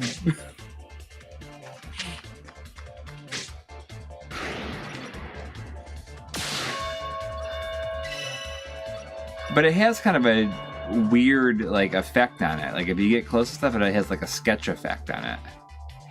sketch effect. I mean, you might see it like on here. Like that's kind of neat. I don't know if it comes through on the stream or not. Oh, like an Okami, Yeah. or Valkyria Chronicles style thing. But like that doesn't jive with the art style though, because nothing looks like hand drawn. So why? Why have that? I don't know. Like it makes sense in Valkyria Chronicles because it's supposed to look like it's like pencil drawn and watercolors and stuff. Did you Whoa. ever play through any of the Valkyria Chronicles games? What's that? Did you ever play through any of the Valkyria games? I played through the first one. I really liked the fourth one. I mean, Yeah. I haven't played 2 and 3. My flight range. How can But, you know, that was on the games we played a couple of years ago. Mm-hmm. I really liked 4. It was great. Yeah, I mean the first one's great. And it's just too bad that the second one, at least, you know, it had to go for like, oh, it's like the military school thing. Yeah. Like that's just like a trope in games that I'm not like. I'm kind of sick of. 3 is quite good, but you know, it was never localized, so Right. I think it's a fan patch though. But yeah, I mean, it's, you know, it's a proper console game. Although, you know, I played the Switch version of all things, and I played it almost entirely in handheld mode actually. Look, a landing spot. Which is, I guess, maybe a strange choice, but I tried the demo Just target a wall. on PS4 and Switch, and I felt like the PS4 version still looked pretty low resolution, and I felt like the best looking version was actually the gamepad screen on the Switch. So that was why I went for that version. But it was really a really good like return to form. You know, it's extremely similar. Like the rules, there's some different rules, but for the most part, it's basically the same game. It has like one extra major character class type. Mm-hmm. But like for the most part, it's very much more of the same. But that's fine because the design of the original holds up. Yeah. TGIG is asking for any ETA on Coury's room tour. I mean, my goal is I'm gonna try and get it done, like this year, and if it's not, it'll be like fairly early in the next year. But I was actually like about to just do like split my room tour into 2 parts and do like my downstairs setup and upstairs setup in separate videos, because I felt kind of ready and prepared to do the downstairs one, and then Coury talked me into like, no, don't change gears, just do the video you're already working on. Really, I feel like in some ways I feel like I should be focused on just getting Analog Frontiers done right now, or Analog Frontiers Part 4. But the thing is, like, Coury is the host of Analog Frontiers Part 4, even though I'm editing all of Analog Frontiers. And I just kind of felt like, since it's been so long since I've been in a proper video, I was like, I don't want to not appear in a video for so long, and then like the next video I appear in is, here's a bunch of video games I played this year. You know? Mm-hmm. So I felt like I needed to appear in a video before Analog Frontiers Part 4. So that's why I'm doing the one I'm working on now. And I was thinking about making it a partial room tour video, but I'll end up doing it next year. Good. This is like really, really tough to control. Like, I don't even understand what's going on. And you're right. Like, I hate his character design. Yeah, he just I just like hate his. He just does tail. not look like a pleasant person to be around, you know? Yeah. The tail is just stupid looking too. The tail is really stupid. But, you know, I mean, I'm not a sky soldier. Maybe sky soldiers have those.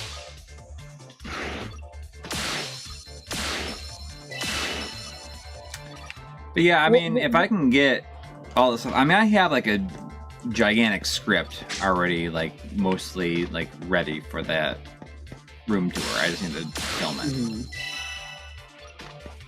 But like, I've been working on this EGM thing, and that's like what I decided like I want to release that this year, so that's like my main priority right now. And then if I have enough time, so what I've been doing is like working on segments of my year-end video so that like it's not stressful when the time comes and I don't have to like cram for it. And then that will allow me to do my room tour at the same time. I don't understand this game. I've had enough. I have had enough of this game. for tonight. That is enough.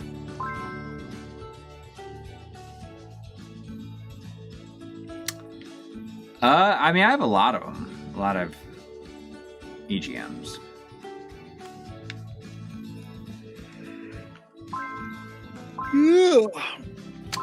Yeah, I mean, I think that's probably about time to wrap it up. It is, I guess, 11:40. Doesn't feel like it. Sorry to ride out on this game, but you know, what can you do, right? What can you do? Anyways, I hope everybody has a wonderful holiday if you are in the U.S.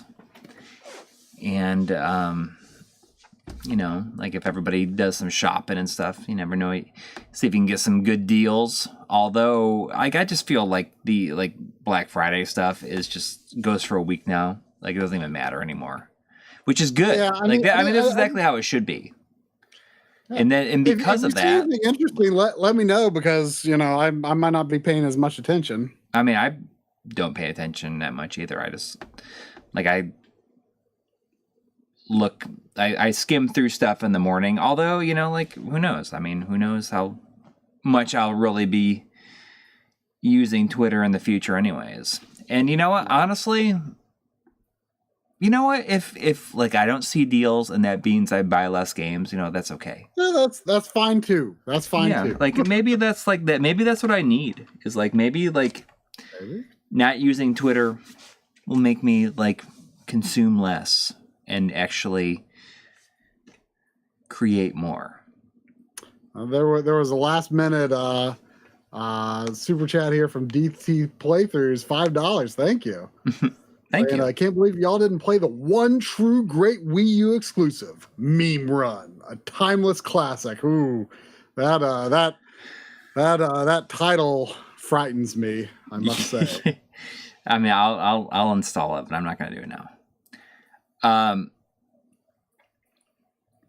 I mean, like our Twitter exists, but I don't see myself like using it there very much going forward.